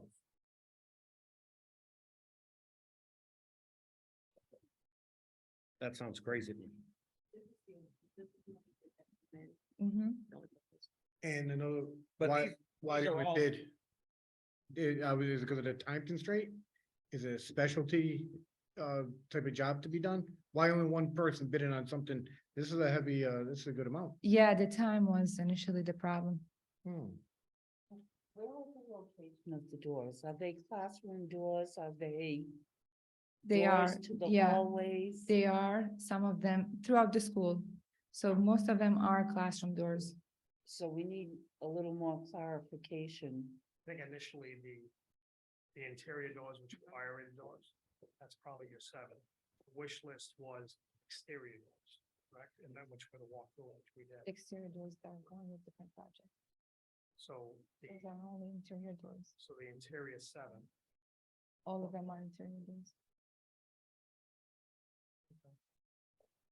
I thought it was connected to the exteriors. That's the one we did a walkthrough. So you're not? So No, I the did one walkthrough. facilities, I did a walkthrough of all exterior doors with them. okay, That's what I was assuming. This was the interior doors. I would assume it's fire rated doors, meaning stuff that has to go over a custodian door and stuff like that, mechanical work. But I believe she's saying that's not the same. So we are doing these doors, but as an alternate to a different project, the exterior doors. What is the delivery time on the doors? So not before the fall. Okay, so then we have time Yeah, they're to gonna, actually get clarification. So I would like to table this one until the next meeting. motion to table by Ms. Benolo, seconded by Ms. Doobie. Clerk, please pull the roll. Ms. Carney. Mr. Charbonneau. Ms. Doobie. Ms. Fernandez. Ms. Grant. Mr. Shalal. Yes. Thank you. What one was that? Oh, okay, so now review and vote architectural services for the unified high school. What? Just let you know too, this also was on the agenda for the facilities. Beautiful. Thank you, Kim. Motion approved, second by Mr. Charbonneau, seconded by Ms. Doobie. Discussion. And Mr. Charbonneau? I'll amend my motion. Can we have it read, review and vote architectural services, stage 2, Unified High School? Because this reads like we're awarding the entire architectural services for the Unified High School. I second that motion. Okay, I just want to make sure, clerk, did you get his? Amended, okay. Motion by Mr. Charbonneau, seconded by Ms. Doobie. Any discussion on Mr. Charbonneau's amendment? Okay, now the motion as amended. Oh. Oh, I'm sorry,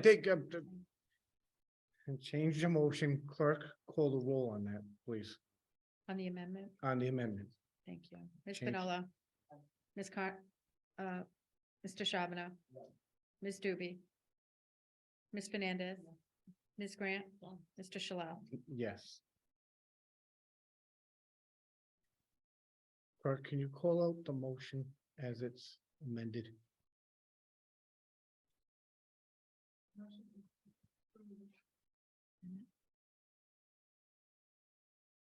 The architectural services for stage 2 for the unified high school. Thank you very much. Discussion? I didn't know, Holly, did you want to speak or? Well, I just, If not, I don't mind, because I have a few things to say. If you guys want. If you want to initiate, but we should be doing it like that to get a motion going, to get discussion going, but go ahead, Ali, tell Okay. us. Okay, so this was reviewed and approved at the Facilities Committee meeting earlier. But basically what happened was after the interviews and Jonathan Levy's architects was actually chosen, at that point, it triggers negotiation. So they then reached out to all of the subcontractors and consultants, and their fee and then sent it to us, which we then negotiated. And I can say, their fee is very competitive. It's less than 0.5%.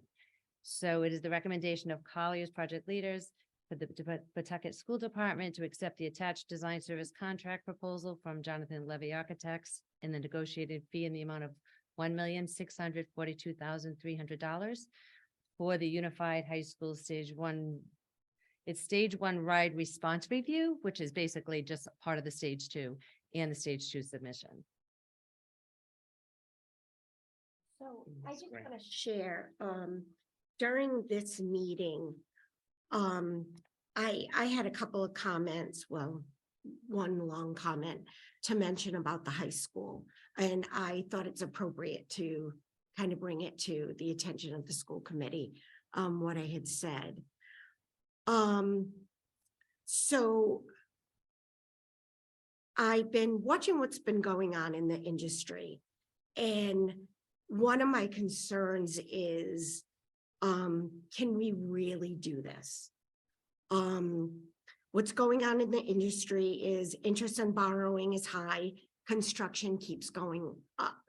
We were notified before Christmas, how expensive or over budget we are on Baldwin. Chris Spiegel had shared with us. Prior to that, we needed to sit down with Chris and his team and make the classrooms smaller. And so far to date, by the end of this year, we're going to approximately invest $2 million. That'll be the Stage 2 and then Collier's fee. I do think we should go through with Stage 2, but I do think as we move forward, we really do have to have the conversations. In the fall, we're going to need to go out to get a CM for Stage 3. And then we'll start Stage 3. So with all that being said, you know, Colliers has worked very hard in regards to value engineering Baldwin, and they've been doing that for a year. From when we built Winters to now, just the whole process is a lot different. You know, and I'm not against the high school.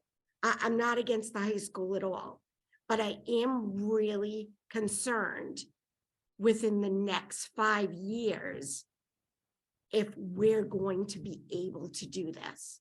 And you know, before we go into Stage 3 and start Stage 3, you know, my hope would be that we would sit down and have a serious conversation.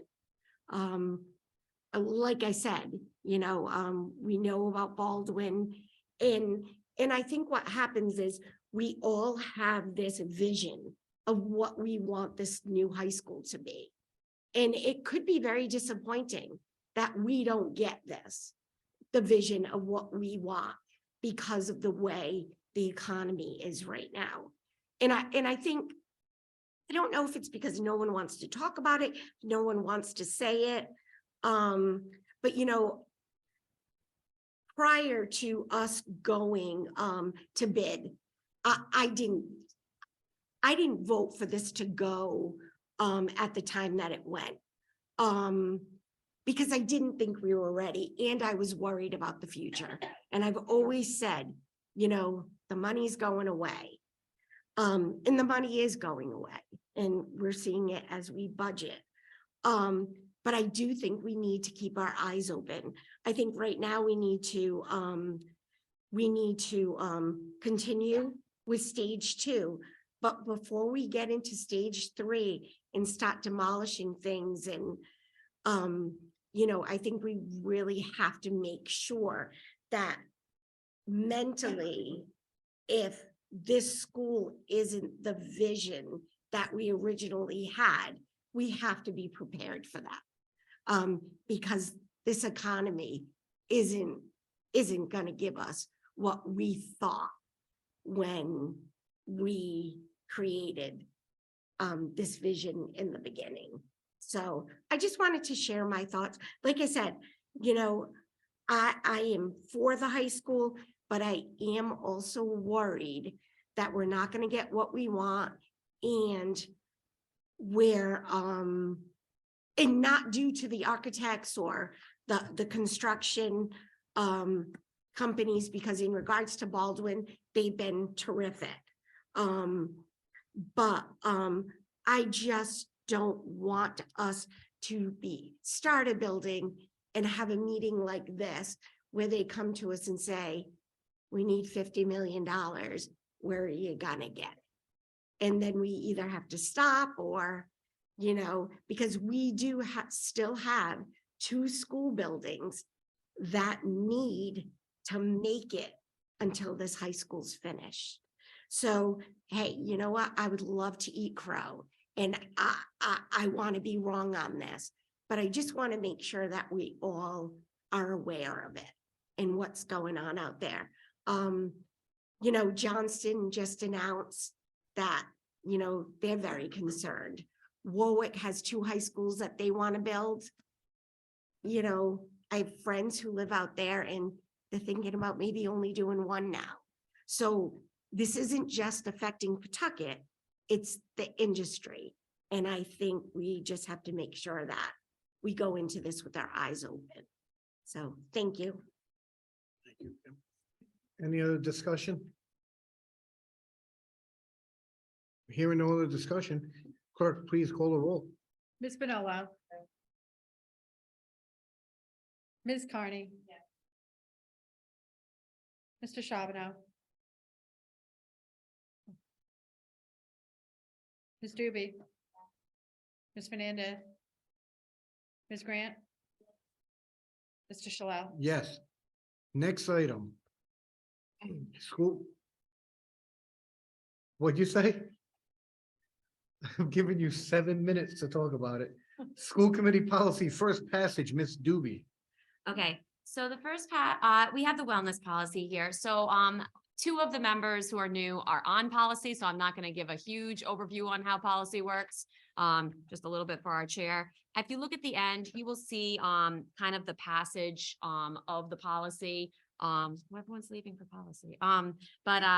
So you'll see that these policies all, all of these policies were already passed. So these policies have been passed. These are amendments that are happening. Sometimes we will bring new policies. That will mean that they have no history that they say they're adopted. This is a current policy. What I do is I put any language that is new in bold, and any language that is being removed is X through. So you can flip through the policy. As you can see, there are multiple changes that are being made to the wellness policy. Just to walk through, the first change just says that the wellness committee will meet at minimum 4 times a year. That is new language. There wasn't a minimum before. It just said that it would exist. The second change says that schools are encouraged to create their own wellness committees. There isn't a mandate here. It's just an encouragement that is made. It says that this could be in collaboration with the COSI program. Who's here? So it's an encouragement that's made. This is language that is coming down from the Rhode Island Healthy Schools Coalition, who helped us with this. The next change is a change you'll see several times, just updating law, that there's new laws and frameworks that exist. I'm now on the second full page. This is just talking about how we use a point of sales electronic payment system, and how meal benefit applications are available electronically. The next change underneath the second paragraph under school breakfast program.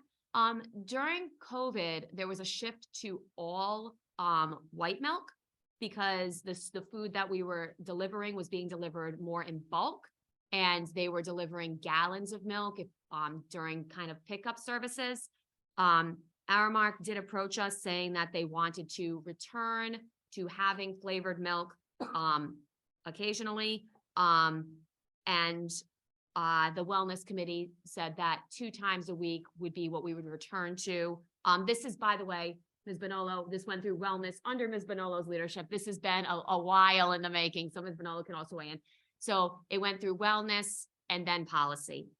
So that's a change there. And on the next page, all changes on the next page and the following page are all changes because of changes in law. As in, it's not the Rhode Island Food and Beverage Act, it's now Rhode Island General Law. You'll see it changed 1, 2, 3 times there. And you'll also see it changed on the next 2 pages. They're all just law changes. So as a summary, a lot of law changes, a change to the chocolate milk policy to do 2 days, and a change to a minimum of 4 wellness meetings and the point of sale service. Motion to approve by Ms. Spinola, second by Ms. Grant. Discussion? Go ahead, Ms. Spinola. So just so you know, that all of the links that have policies, procedures, or laws, you can click on them and it will take you right to them. In our online manual, yes. Not here. I was quick and I'm delirious at this point, guys. Any other discussion? Can someone answer me this question? Why only 2 times for flavored milk? It was 3 times. It was now it's 2. And so it's 2 times of juice, 2 times for flavored milk, so that Okay. the students will choose white milk or water. And so So Erin would like water all the time. I would like no flavored milk. This was a compromise. But, and if I can say, we have to listen to our constituents. They put us in. When So- I was in front of the Stop and Shop, this mother came up, signed my papers and said, tell him what you want. And the kid looked at me shyly and said, I want chocolate milk every day. And I went, you can. And I meant this. I answered it without knowing. I substitute in Smithfield. And they have coffee, chocolate, and white every day. And it disturbed me because they would dump the coffee milk out all the time. And I used to get so frustrated because I would have had it. Why are we doing that? Erin, the What- amount of sugar. I get it. With all due respect, I do think that our children also, I know my daughter has asked for a vending machine that sells soda in the schools. I think that a wellness subcommittee, what we bring to you is that we have, as a full wellness subcommittee, voted unanimously, and then a policy subcommittee voted unanimously based on the fact that I believe research shows that this is not an approach that we should be taking where, you know, we're looking to flavor milk in order to get kids to drink it, that 2 times a week of flavored milk and 2 times a week of juice is a fair amount of times a week that a child is having something that has about 22 grams of sugar in it. Okay. No, because it's an SEL issue. There's nothing like when you're having a tough day, having a glass of chocolate milk. So that's the difference between 0 times and, All right. I agree with Mark. And that's, but All right. I will say this committee, as you can see, Oh. the change on this change was made from 5 to 3 days. And it was done after a small survey. And we have, you know, it has been successful. I mean, that I think that what you are seeing is that children are drinking water more. All right. And that's what our Mark reported to us, that they're drinking water more. No, we're gonna, all right. All right. Any other discussion about the wellness policy changes? Hearing none. Clerk, please call the roll. Ms. Bonolo. Ms. Carney. Mr. Shabano. Ms. Doobie. Ms. Fernandez. Ms. Grant. Yeah. Mr. Shalell. Yes. Ms. Doobie. And just as a reminder to everybody, these all come before us again for second passage. Okay, this is just first passage. Okay, the next is per diem substitute employees reasonable insurance policy. This is a policy that is being changed 2 ways. 1, to say that substitute positions are posted and filled through the substitute caller system. And 2, to remove all of this language at the bottom that is no longer applicable that, came through, Ms. Devine coming to our meeting and talking about, I'm sorry, this part, Ms. Rabbit talked about, all this language that went into effect with the Affordable Care Act is not applicable anymore. Motion by Mr. Shabano, second by Ms. Spinola. Any discussion? Hearing none. All those in favor? Aye. All those opposed? Okay. Second one, selection of coaches. Okay, so the selection of coaches, this is a policy that the 4 members who were here before are probably very familiar with. The 3 new members might not be as much. This is a policy that was in the works for a while. It's basically adding this D at the bottom about the athletic director and the assistant athletic director not serving as a coach unless those 2 conditions are met, that the position is vacant and no other person is available. And that, or it needs to be filled only on an interim basis. In addition, we just changed that language at the top to say that it's not prior to the start of the season, it's just any point during the season. Motion by Ms. Grant, second by Ms. Spinola. Discussion. Hearing none. All those in favor? Aye. All those opposed? Okay, Substitute teacher policy. so this one is, I would say I guess the chocolate milk one was a big change too, but this one is a pretty big change. So the bottom part is not a big change, and when a motion is made to approve this, there's an error in this. If you look, I did that 1, 2, 3, 4, 5, 6, 7, 8, and then I realized there was a break in the page. So 9 and 10 didn't get done. So 9 and 10 should just go up by $1 at $234, $235. That is just reflecting, if you look on the first page, we pay RIDE certified teachers $225. And below it was saying that their steps started at $150. So that was just wrong. So we had to change that to then go up from the actual starting base. Okay, so that's changed on the next page.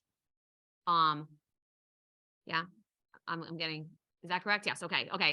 So it's just changed on those last 2. So that needs to be, but this second, section, this incremental substitute pay scale, this would be a new initiative for the district. Essentially, it would work to incentivize substitutes who are in our district for more days during a calendar year.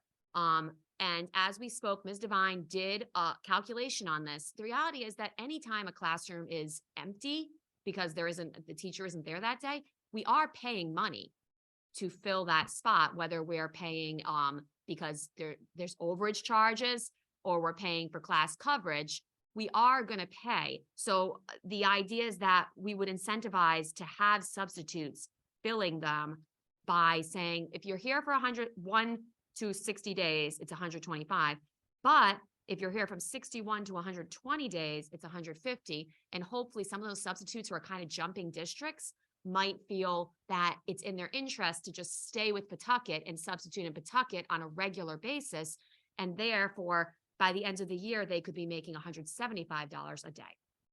So like I said, it's something that that Ms. Devine did an analysis of and said that she thought it was doable for us to do for a year. And then at the end of next year, we could maybe look at an analysis. Was this effective? Did we get more substitutes? Because we obviously have a shortage. Motion by Ms. Grant, second by Ms. Connie. Any discussion? Hearing no discussion, all those in favor? Aye. All those opposed? Motion passes. Thank you very much for that, Ms. Doobie. Nice job. And everyone that worked on all those subcommittees. Ms. Ramsey, summer enrichment programs. Yes, it was your please. I had some questions regarding the summer enrichment programs and why they were tied to proficiency. So I did ask Ms. Devine to meet with me to kind of explain some of that to me. So we actually met and met with also Ms. Kodamash and Mr. Pimentel as well. And they explained to me kind of the reasons why. We kind of went, Title I, ESSER. I will say I'm not completely satisfied with how that meeting, the outcome of that meeting But I'm a little more satisfied than I was, a couple weeks ago. So, one of the biggest changes was that, we're gonna add the McKinney-Vento kids. They will automatically be able to, qualify. And, so those are the homeless kids, which kids in foster care fall under that. And I appreciate that. I feel, kids who have, who are in foster care or just, there's so many benefits to these enrichment programs, and unfortunately, those kids were being excluded. So I do appreciate that. I appreciate, the meeting and how thorough, Sarah kind of went through all the, a lot of the programs with me and what's tied to proficiency, what is not. It was really helpful. And so, yeah, so that's kind of where we kind of landed. We didn't really talk about the MLL students or the special needs students, but we did get at least the portion that I was most concerned about, able to at least be entered into the lottery. So I can speak to the fact that we reiterated again to all administrators who in turn should have reiterated to all teachers that teacher recommendation can and should include all students without restriction. So all students can be recommended for enrichment programs without restriction. And I'm looking at the audience and I'm seeing a shake of the head. This was sent out. I'm seeing some yeses, I'm seeing some nos. I will reiterate again that it definitely goes out to all individuals, that all students, regardless of classroom setting, proficiency level, can be recommended for a myriad of reasons because of varying benefits. If the teacher feels as though this student would benefit, so all students regardless can get an invitation to the program, to the lottery. We also asked, because I didn't know where Ms. Fernandez, you might have had questions. We also asked Mrs. Perella, who works with Cozy, to attend with us tonight. And I think maybe you can give a couple of seconds about your enrichment opportunity, because you have sat here all night so dutifully. So I Please have appreciate- some questions because then We really wanted you here was because one of my concerns was, a kid who's proficient, right, gets to go to Girl Scout camp all summer, and then a kid who isn't is gonna sit in a school and learn all summer. But I did hear that you are doing a lot of good things with the kids, and so that's kind of what we were hoping to hear yeah, about. I mean, we have done, particularly prior to COVID, I think a really good program that has been, we had a morning program for kids who were proficient. And, and then the other kids who were doing the ramp up could come in afterwards. They really wouldn't lose anything. We keep the theme and the field trips and so forth. The last couple of years since COVID, we have not been able to do the morning program. And that's caused a little bit of problems. We're going back to it this year, though. That's caused a little bit of problems, almost the opposite of what you've just said. So kids who have come to our after school program every single day for like 29 weeks, were not eligible to come to Cozy in the summer because it was the afternoon enrichment to the ramp up program. So we're getting our morning program back. And hopefully, we'll compete well with all the other camps that are out there. And then we'll be doing the after school. So some kids will be there. Not the after school. I didn't mean that. I meant like the afternoon piece. So some kids could be there from 9 to 3. And then others will join us at that noontime time, which is something that we've done. We're very, very happy to have that morning piece back because it really kind of put a damper on the program in the past. And also to have our field trips back. That was always a very big part of our program. And so we're kind of excited about going forward this year. Again, so that's where we are. We've always done those programs. We have a grant from 21st Century Community Learning Center, which is for after school and summer. So we're not actually here looking for money or anything like that. So we do have the funding to do that. And, and I think everybody like at RIDE and everything, everybody was getting a little nervous, not just because of us, but just around the state, because about 35 programs that are funded through this, because the numbers might be going down because we don't have the, it's hard to find staff and so forth and so on. So I think, I'm really, really happy that we're moving forward. And, so I think we have some good ideas. We have lots of vendors. I don't know, and I'd be happy to talk to you further in detail. I'm sorry about our program, but, so after school, we have a lot of vendors. They came before the school committee back in the fall. So this group would not have seen all of them. And we have a project with Victoria's Dream Project with the Philharmonic, with the violin. We have the GAM Theater. We have Festival Ballet. We have, animation. We have a whole lot of different things that we try to bring in. And so we have our theme for this summer, which is going to be Finding Your Voice, which we think is going to be like really a great project in terms of, talking about the sounds not only that we make, but through the words, the art that we create, movements we perform, actions we take every day to impact the world. And I think that's really going to lend itself well so that kids can do. I mean, we like to bring our kids outside. We don't just have them sitting in a classroom, even though we may be in the building. We don't just sitting in the classroom doing, like lessons. We're, doing like fun hands-on project. The morning will probably be primarily STEM project. The question. So the way your program works is it that parents have to sign their students up, or so say so the enrichment programs are picked and supported from within the district through ESSER grant funds, correct?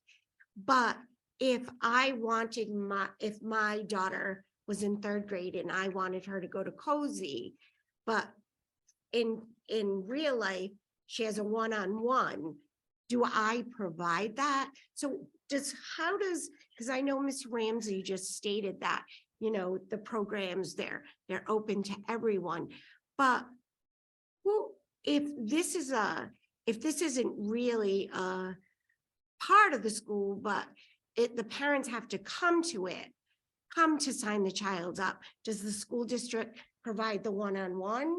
Or Yeah, so basically, and Mr. Andrews here, so, or Dr. Andrews can jump in. This is how we've always worked it. Basically, we have in the past, so I'm going to do before COVID and now, because this is going to be new for us this year, because the last 2 years we've not had a morning program. But so, we've always just like put out our registration forms. My understanding this year is it's going out with the other camps. And they will, parents will pick what they want to do in terms of like their priority number 1, 2, 3. You'll go through some randomizer. I'm not that familiar with that piece. And then all the kids would be open to come in if they're in ramp up afterwards. So, to the degree that we have space. Now, as far as like kids with special needs, things like that, our programs have always been after school, summer, always been open to every child in that particular building. And if there is a need for like one-on-one person, we would then work with the parent and with the department, the special ed department, to try to provide that. So we have been successful in the past. I can't say that we always are able to do that, but we have been successful where they have provided that one-on-one so that the child could come to our program. So if you wouldn't mind, if you could tell me, if you had a group at a school, what would the percentage be? Like, how many typical kids would you say you have, and then how many special needs? Because I'm just wondering if it's really out there, because I know as a parent, you don't think there's places out there that can help support your child, that you would have to provide something. So, they make all these other arrangements or whatever. Right. But I think this would be something good, because a lot of these children, do end up spending a lot of time in the house during the summer, and Yeah. it'd be nice to get the word out, I think. So I think the answer to your question sort of depends on how you would find those, define the special needs. I mean, there are certain things that, like, we have limited staff, so we would really count on like special ed, for example, to provide a staff person if somebody was a runner or if somebody was like a serious behavior issue. We don't have the capacity to do that. But as far as the number that we serve, so 2 years ago, when we first came back after COVID and we were just doing the afternoon piece, you know, we were our after school program, I mean, our afternoon program was open to everyone. So there was the ESY kids came to some of them and they did provide, the staff came with them to the program with our, you know, like with the regular kids. Now, as far as like, if you're talking about kids who have a variety of disabilities, including learning disabilities, a small piece of COSI money, like $5,000, very small, comes from IDEA through RIDE. And in order to get that money, we have to serve the kids. And so basically like my goal, like, you know, we have to write like a little short goal because it's not a lot of money, is how many, you know, some percentage, like 6 or 8%, will be, you know, kids with an IEP. And when we go and calculate that, we end up a good like 12, 15% or more of our programs in the summer. So in the summer, when you take field trips, these students, say there's students in wheelchairs, you guys have the capacity for them to go on these buses. But we'd and have to make, go we'd have to also- make that. We don't have a lot of those kids, but I mean, if we do, we'd have to make that accommodation. So, I mean, we're kind of like, this is an old term, like if you were around with Department of Education a long time ago, like all kids, like we truly believe that and try to live that. I mean, you have to be realistic. It's not always possible, you know, it's just not always possible. But I Right, mean, but we I would. just wanted to I was just checking to make sure you plan for that. Well, because that certainly if we have could kids in that happen. thing, we certainly would, if we have kids in that situation, yes, and we would have to work closely with like that person's aid. And we'd have to make sure that the special ed department is providing that aid for that child during the summer program. Yeah. You know, I'm pretty sure, I'm not aware of any situation in which we excluded a student based on I don't think so either, for that matter. And if any situation were to occur where there was an additional assistance that may needed, Mrs. Perler and her team would reach out to our department, and then we would reach out to our personnel to determine whether or not it was needed. And Did I- cases where we would. Please correct me if I'm wrong, but Yeah. did I say that you guys excluded someone? No. Okay, I just wanted Oh, to. no, make- no, that was me. Okay, I just wanted to make No sure. prejudice. I didn't think I Yeah. did. She didn't I say- was Sorry, just that was in checking general. to make sure that you guys are, I was just asking to see if you were prepared for all the different situations. But I just wanted to make sure. I didn't think I said that. I So. think that I mean, I'm just going to speak for myself. Mhm, I mean, in my staff, we try to move mountains the best we can. mhm. We try to eliminate barriers the very best we can. We will do the best we can for any single child and family to help them and to engage them. As I said, we're not perfect. Sometimes it can't be done, but most of the time we're pretty successful. But we do have to rely on other departments and other collaborators in order to make that happen. And we've never had an issue. I mean, we haven't had lots and lots of kids that are in wheelchairs that have come to our program, to be honest with you, in the summer. And as I said, we've gone back a while, but we have had kids who have other disabilities and special ed has provided that one-on-one person for those kids. Yeah, I just wanted to ask, because I never even, you know, I never even, I know of COSI, but I never really thought it was available to anyone, because I wasn't that familiar with it. Yeah. So I think of myself as a school committee member, knowing of COSI, but not knowing the intricate details of it, that I think it would be really good to try to, I think it could really help some parents that Yeah. do have children I mean- in certain circumstances. And for a Yeah. long time, because of the way the funding comes to us, Mhm. you know, some of the schools, you know, like Curtis, for example, Yeah. wasn't necessarily like in our purview. We would help support them. But the problem because you may recall, like back before COVID again, if you had COVID, I mean, Curtis was running with a parent group that was running their after-school program. And we didn't want to sort of take that away from them. So we would provide supplemental finances, like we give them somebody from the GAM to go over there, or, more enriching programs. That year 2019 into 20, that was no longer economically feasible with the parents running that. And we were brought in with, actually with Lisa, to talk to parents and to start to work as them as a regular site. We started, I think we were open maybe 4 or 6 weeks, and then things closed down. And it's been a little difficult getting it all back up because of staffing and so forth. But, so that is in there. So some of those parents, but my colleague Jane, she's been to the, I'm going to get it wrong, but what is the special ed advisory council meeting to talk to parents, and, anything we can do to engage all of the kids. And the same thing with the multi-language learners. All of the kids, we've never said, well, we've seen kids make tremendous strides who speak almost no English, but they come in the summer and there's a lot more fun, a lot more interaction, and they just make leaps and bounds. Yeah. So all of our kids are always, every child is welcome to come. As I said, the way that funding is organized, it's by school. Of course, we'll link them together because of the construction projects that you all talked about earlier. So in the past, we have done, if there's 3 schools in a building, sometimes we've done it in 3 separate programs, and other times we brought them all together as one program. It just depends on the numbers and things like that. Thank you. I Okay. appreciate it. Just a general comment, I think. I think for all of our summer enrichment programs, we need to look at how we're messaging this out to our families. The city of Pawtucket, the Parks Department has a summer camp. Right. That if you don't arrive at 8 a.m. for the 9 o'clock start of registration, the first day, you're not getting in. They have a waiting list. It's very well done at the Parks and Rec. And I was very disappointed to hear Mr. Pimentel last meeting say that we have all these open spaces. We're paying for these enrichment services, and we've got kids. And from doing this for a little while, I would just ask that we revisit the messaging. Let our families know that all the kids are welcome. Let our families know that it's free, that the school department's paying for this, that transportation's provided, lunch is provided.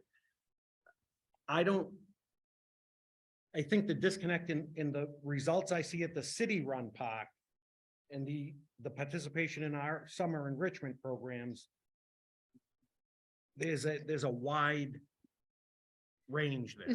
There's no question. I think the whole thing could be better coordinated in some ways. And that is more now with all the funding, like the ESSER funding, and bringing in all these other camps and all these other programs. That's great for the kids, but we all have to know what's going on. We don't always know. We don't always know what's best for a particular child. And by the way, we take advantage of the Parks and Rec program. We go to the pool, we do other things like that through our program as well. I just don't want our Yeah. families seeing Right. a handout saying summer camp and saying, you know what, I can't afford this. So I'm not even gonna look at it. Right. We shouldn't have open seats in enrichment opportunities that we're paying for and we're providing over the summer. With 8,000 students in the district, I don't see how we have open seats. I agree with you, and there's nothing more frustrating. When my office used to be in a school building some years ago, is pulling up and seeing kids, or going out to a meeting, coming back and seeing kids that are just riding their bikes in the neighborhood. Right. What are you doing? Come on, we're doing all these fun things. And, and sometimes the kids who need it the most are the hardest to engage, and we need to continue to work on that all the time. So, the flyer that we have for our COSI program is out, I think, for being translated. And I have I have a copy of it here, but, we will also, once that's all squared away, we will be distributing that, our plan is anyway, to distribute that to our kids who are currently in our after-school program, for example, to our parents who are in adult education, just to let people know. And that's what we always try to do that. But you know. Who shall be in? Well, we're gonna be in all, I have it in one of my books, but we're gonna be in all the schools that have elementary programs. So I believe, I don't know if it's in this book here, it's like, the last I heard it was Curvin, Varia, Potter, Green, and Winters will be the schools. And, so, So now do we bus to them, or do they have to get there by themselves? the bus. We'd be busing. Okay. Is that in your flyer? Yes, actually. Okay. I have a copy if you'd like to see one, but I mean, I yes, have it's in the, one. I got one. I didn't read it yet. Huh? I didn't read it. oh no, I that's the have one. brochure. That's not the flyer for Oh. the summer. So, you know, this is, yeah, we have the busing available and, you know, the kids, so the ramp up is 4 days a week. We will be with the field trips 5 days a week. And there will be, the busing has been, you know, we'll be going out on Fridays. That was an issue we've run into in the past, so we weren't able to do the field trips. Ms. Fernandez, are you good with this? Add the, yes to the messaging and also Mhm. maybe if there's a little more outreach, right? Because those, like you said, the kids that need it the most are the hardest to reach. And Mhm. so it's not, yes, having them translated, but also like, I mean, I think maybe the teachers and the principals could maybe, maybe put a little effort into if they're communicating with these parents regularly anyway, to say like, hey, like we have all of these summer enrichment programs, not just Cozy, right? We have Right. all these summer enrichment programs, how about, because I'd hate for them, I agree. They're gonna get those forms and they're gonna say, I cannot afford to send my kid to the Boy Scout camp and it's going in the trash. And it's, and I think we need to make it as simple as possible. You know, I think we've talked about, I don't know what the final plan is, but to do some of it in person, it's much easier to do in-person registration than to try to have people do it online all the time. Some people just can't do that very well. So we have, you know, we're open to doing that. And we have gone back to our after-school component to in person. We moved away from it during COVID because we were doing virtual and so forth, but it's just much more effective to have a mix, obviously. Some people would rather just go sign up online, but. And I'm happy to talk to you in detail about our program. I know you, I was gonna do like a little 30-second commercial, but you know, we got right into. Just in this questions, short present, like, you get it. but- Oh, yeah. You get it. We tried. Thank you anyway. for including all kids. Thank you, That's- I thank mean, you. That's what I wanted, so. Thank you. Thank you very much for all you do. Okay, thank you. Next item is under discussion items. Superintendent Shea, recommendation repairs, immediate, oh boy. The immediate repairs based on the NIASC report. So if you recall, we got a letter, you do recall, we got a letter from NIASC indicating that there were some immediate repairs that were needed on February 13th. We prioritized our ask of the city in a document that we sent on February 21st. We received a letter back from the city indicating that they were in support of our prioritized list and that we would be in contact with the finance office to move forward. We have had that meeting.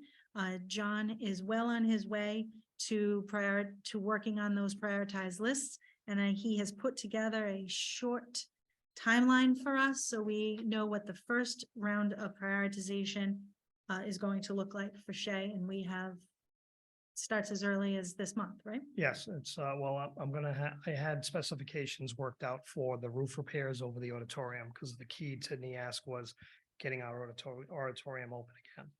So I have the specifications. I'm doing a walkthrough with potential vendors on Tuesday of the roof. I'm expecting hopefully a proposal the following week. Now, to connect with that, starting on the April break, I'm gonna have my general maintenance guys go into Shea and start taking rows out when they can, because I know they'll get busy with other calls. Start taking the 5 rows back, because the portable stage that Chris Silva ordered should be in around April, and we need to have those 5 rows back so that we can possibly put the stage there, and it would take care of egress.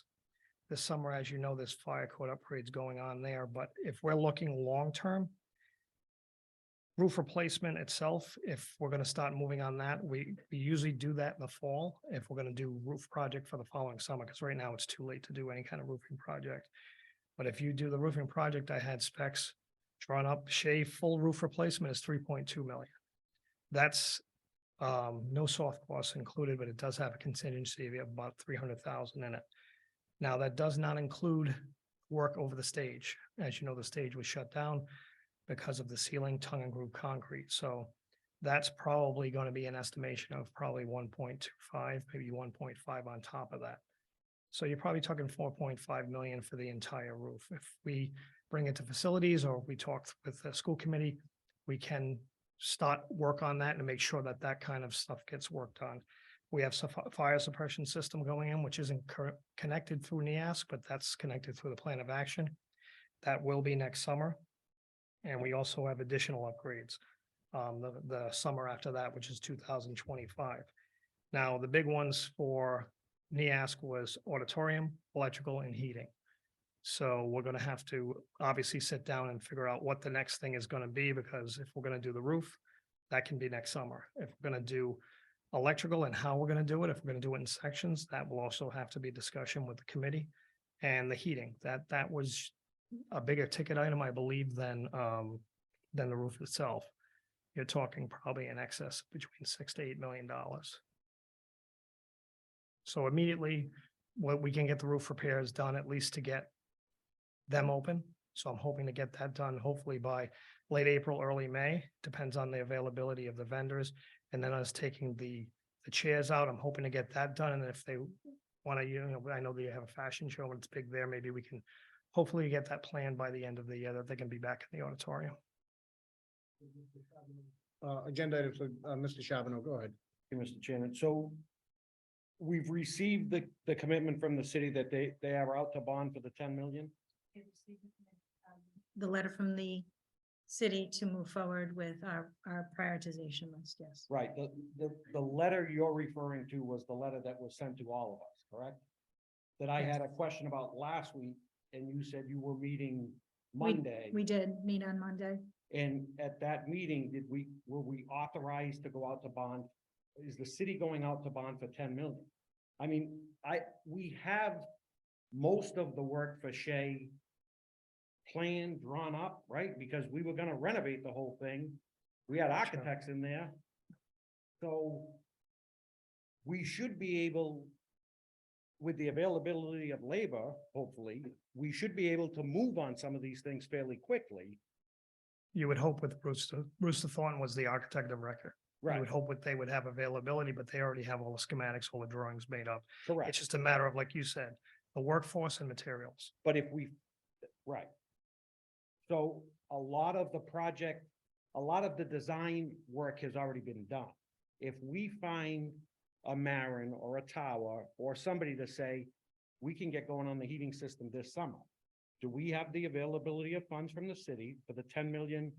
Because I didn't read that letter the same way others read it. I didn't read that there was a go ahead, we're gonna approve 10 million.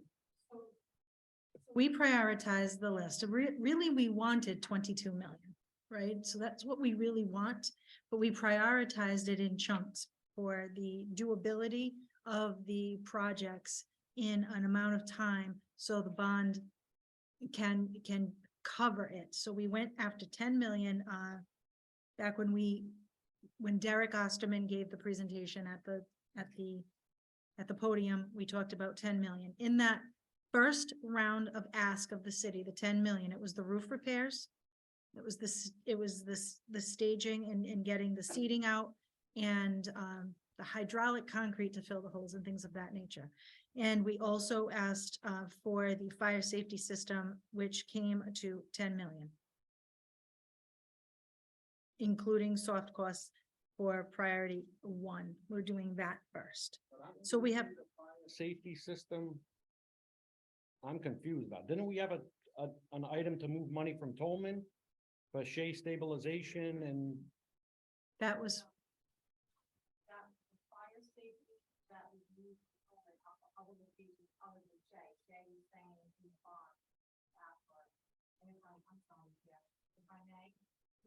I have a meeting with Derek to clarify, because I know we've talked about basketball.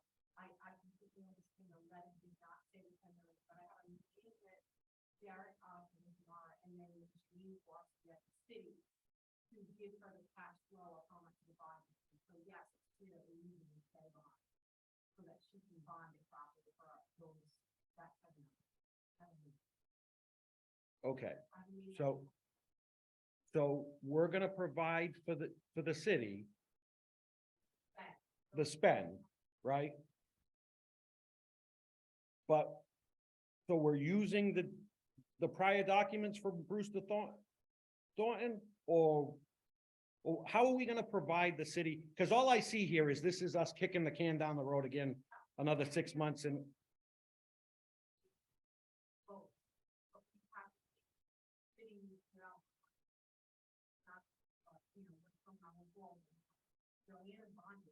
I'm talking specifically about Shay, Melissa. How are we gonna provide the city with a spend on Shay next week when you meet with Gene Borski? That's what I'm asking. Where are we getting the plans? Are we using the existing plans from Bruce? I don't believe it's not plausible that anything of these big natures can be done this summer. It's just because especially when you do heating or electrical, you can't have anybody around. I don't see that happening. When we originally reached out to Brewster Thornton months ago just to ask for about another building that they did plans on, they said they were swamped and they couldn't help us with that. So I just don't think it's plausible to think any of this big stuff could be done this summer. I think it's like a next summer job, at least to start, but we have to determine what it's going to be. Yeah, but you can't do some of these, you can't do a heating project during the school year. Indicated that we needed to make reasonable steps toward completion and addressing of these items. Reasonable completion and immediate priority ranking was to reopen that auditorium for our students, get them a stage and get that safe to be back in.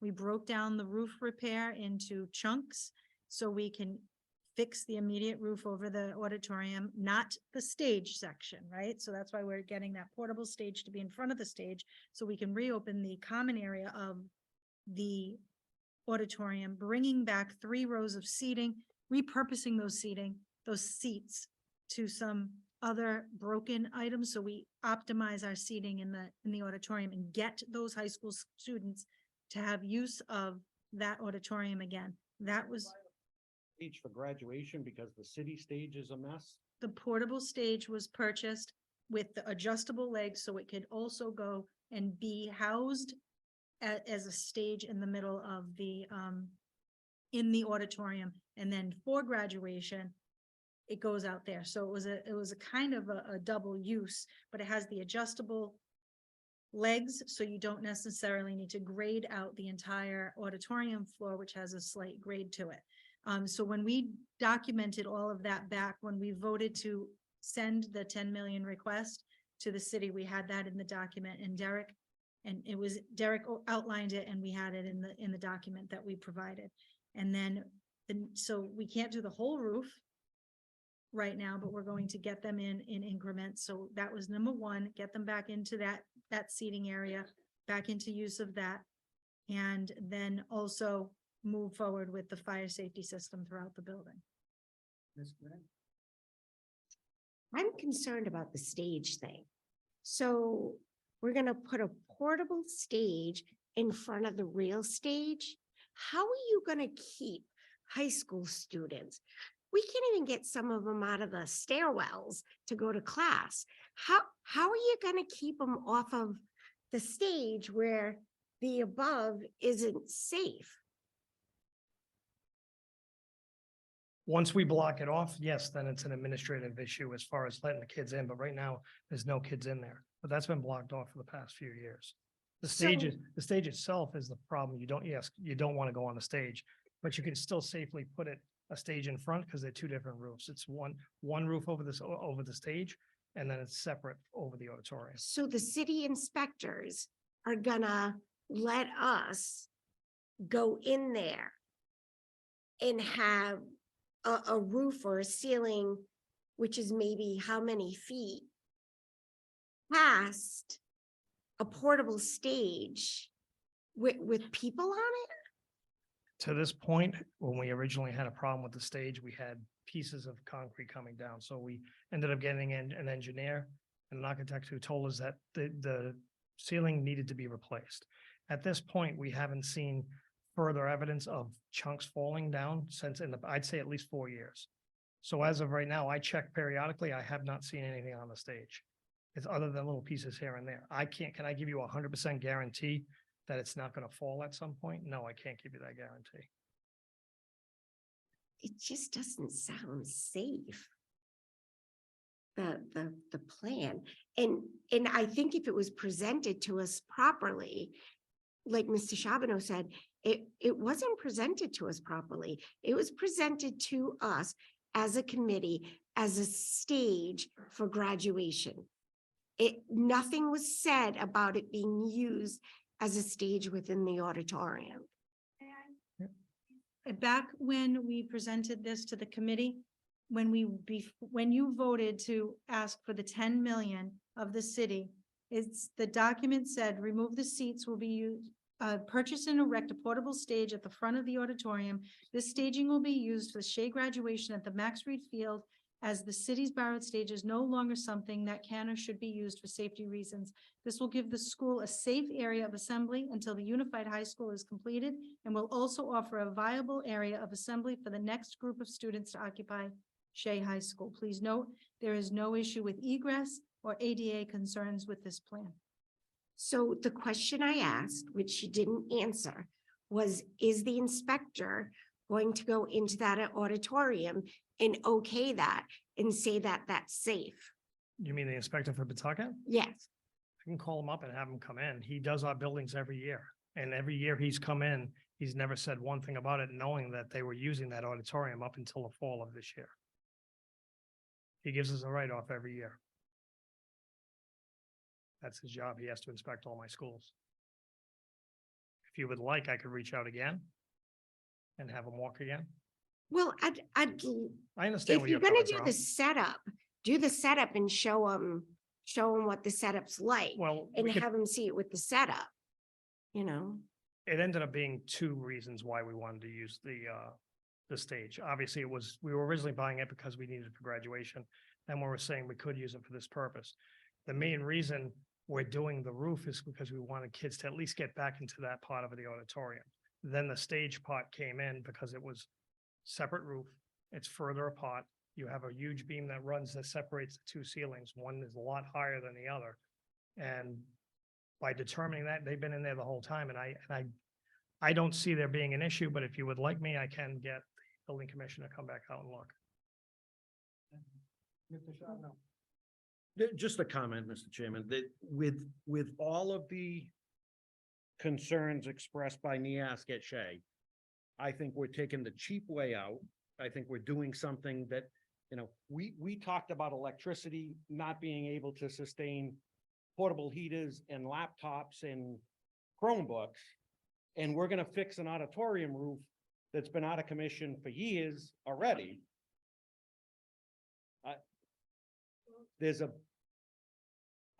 And I think we're fixing the auditorium roof because it's the cheapest thing out of the NIASC plan. So I'll keep watching the bond money, and I'll keep watching the direction that we're moving in at Shea, but this doesn't sound like, I would agree that it's the cheapest, but I also agree it's the quickest thing that we can do in this period of time. right, but it's not the most impactful, John. No, I agree. So- No, So it's, I can't argue with that. we're doing it because it's the cheap. And I think that's not why I'm sitting in this chair. That's not why we went out to the voters and got all this money and the rest of it. I think we got to do better.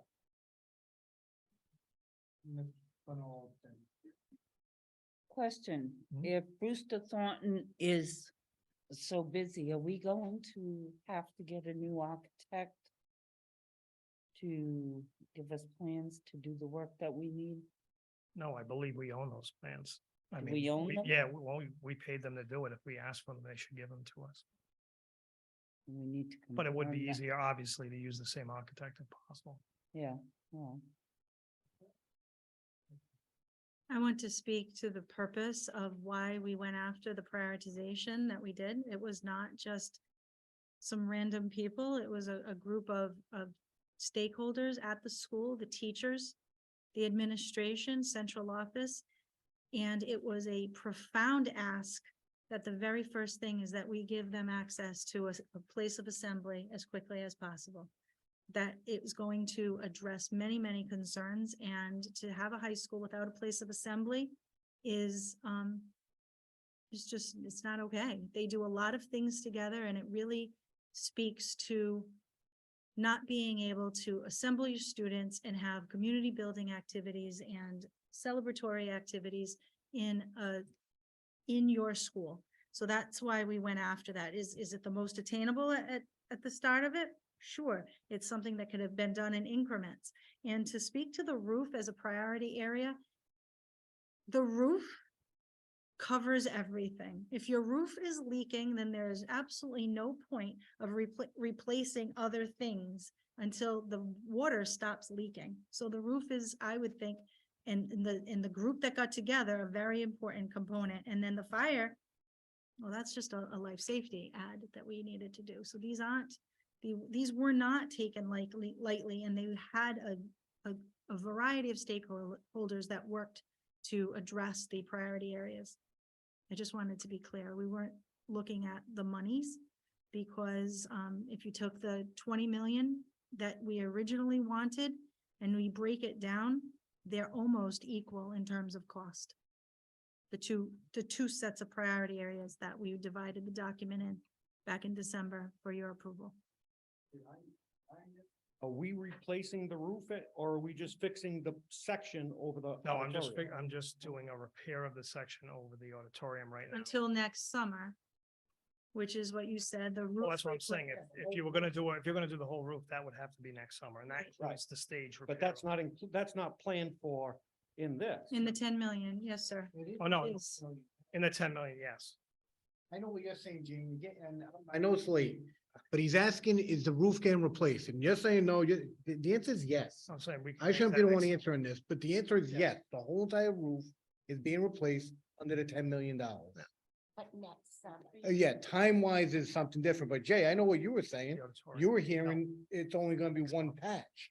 No, the whole roof is being replaced. It's the timing of it, is different, yeah. We did a small section of roof at Goff for how much? That was maybe 1.6, 1.7. I think- That wasn't a small site. That was, I think it was a lot more than one. that was probably, Seven. might be right, but that was probably 3/4 of the roof. You just didn't do you didn't do the gable part, which does cover the whole part of Newport Avenue. I want to say it was like 7 million, Oh, which no. is, Well, then that was all mixed in with fire code upgrades. That was mixed in with STEM. There was a bunch of projects going on at the same time, skylights and everything. I don't think it was that much though. I think you're thinking of Curvin. regardless, whatever school we spent 7 million to put a roof on, I don't think. it's gonna be at least that at Shea. So to say we're including it with the first initial 10 million, you know, thank you, What's Mr. that say? Chairman. No problem. Motion to adjourn. No, I mean, I need I'm sorry. Motion adjourned by Ms. Connie, second by Mr. Shabano. All those in favor? Say aye. All those opposed? Thank you, El.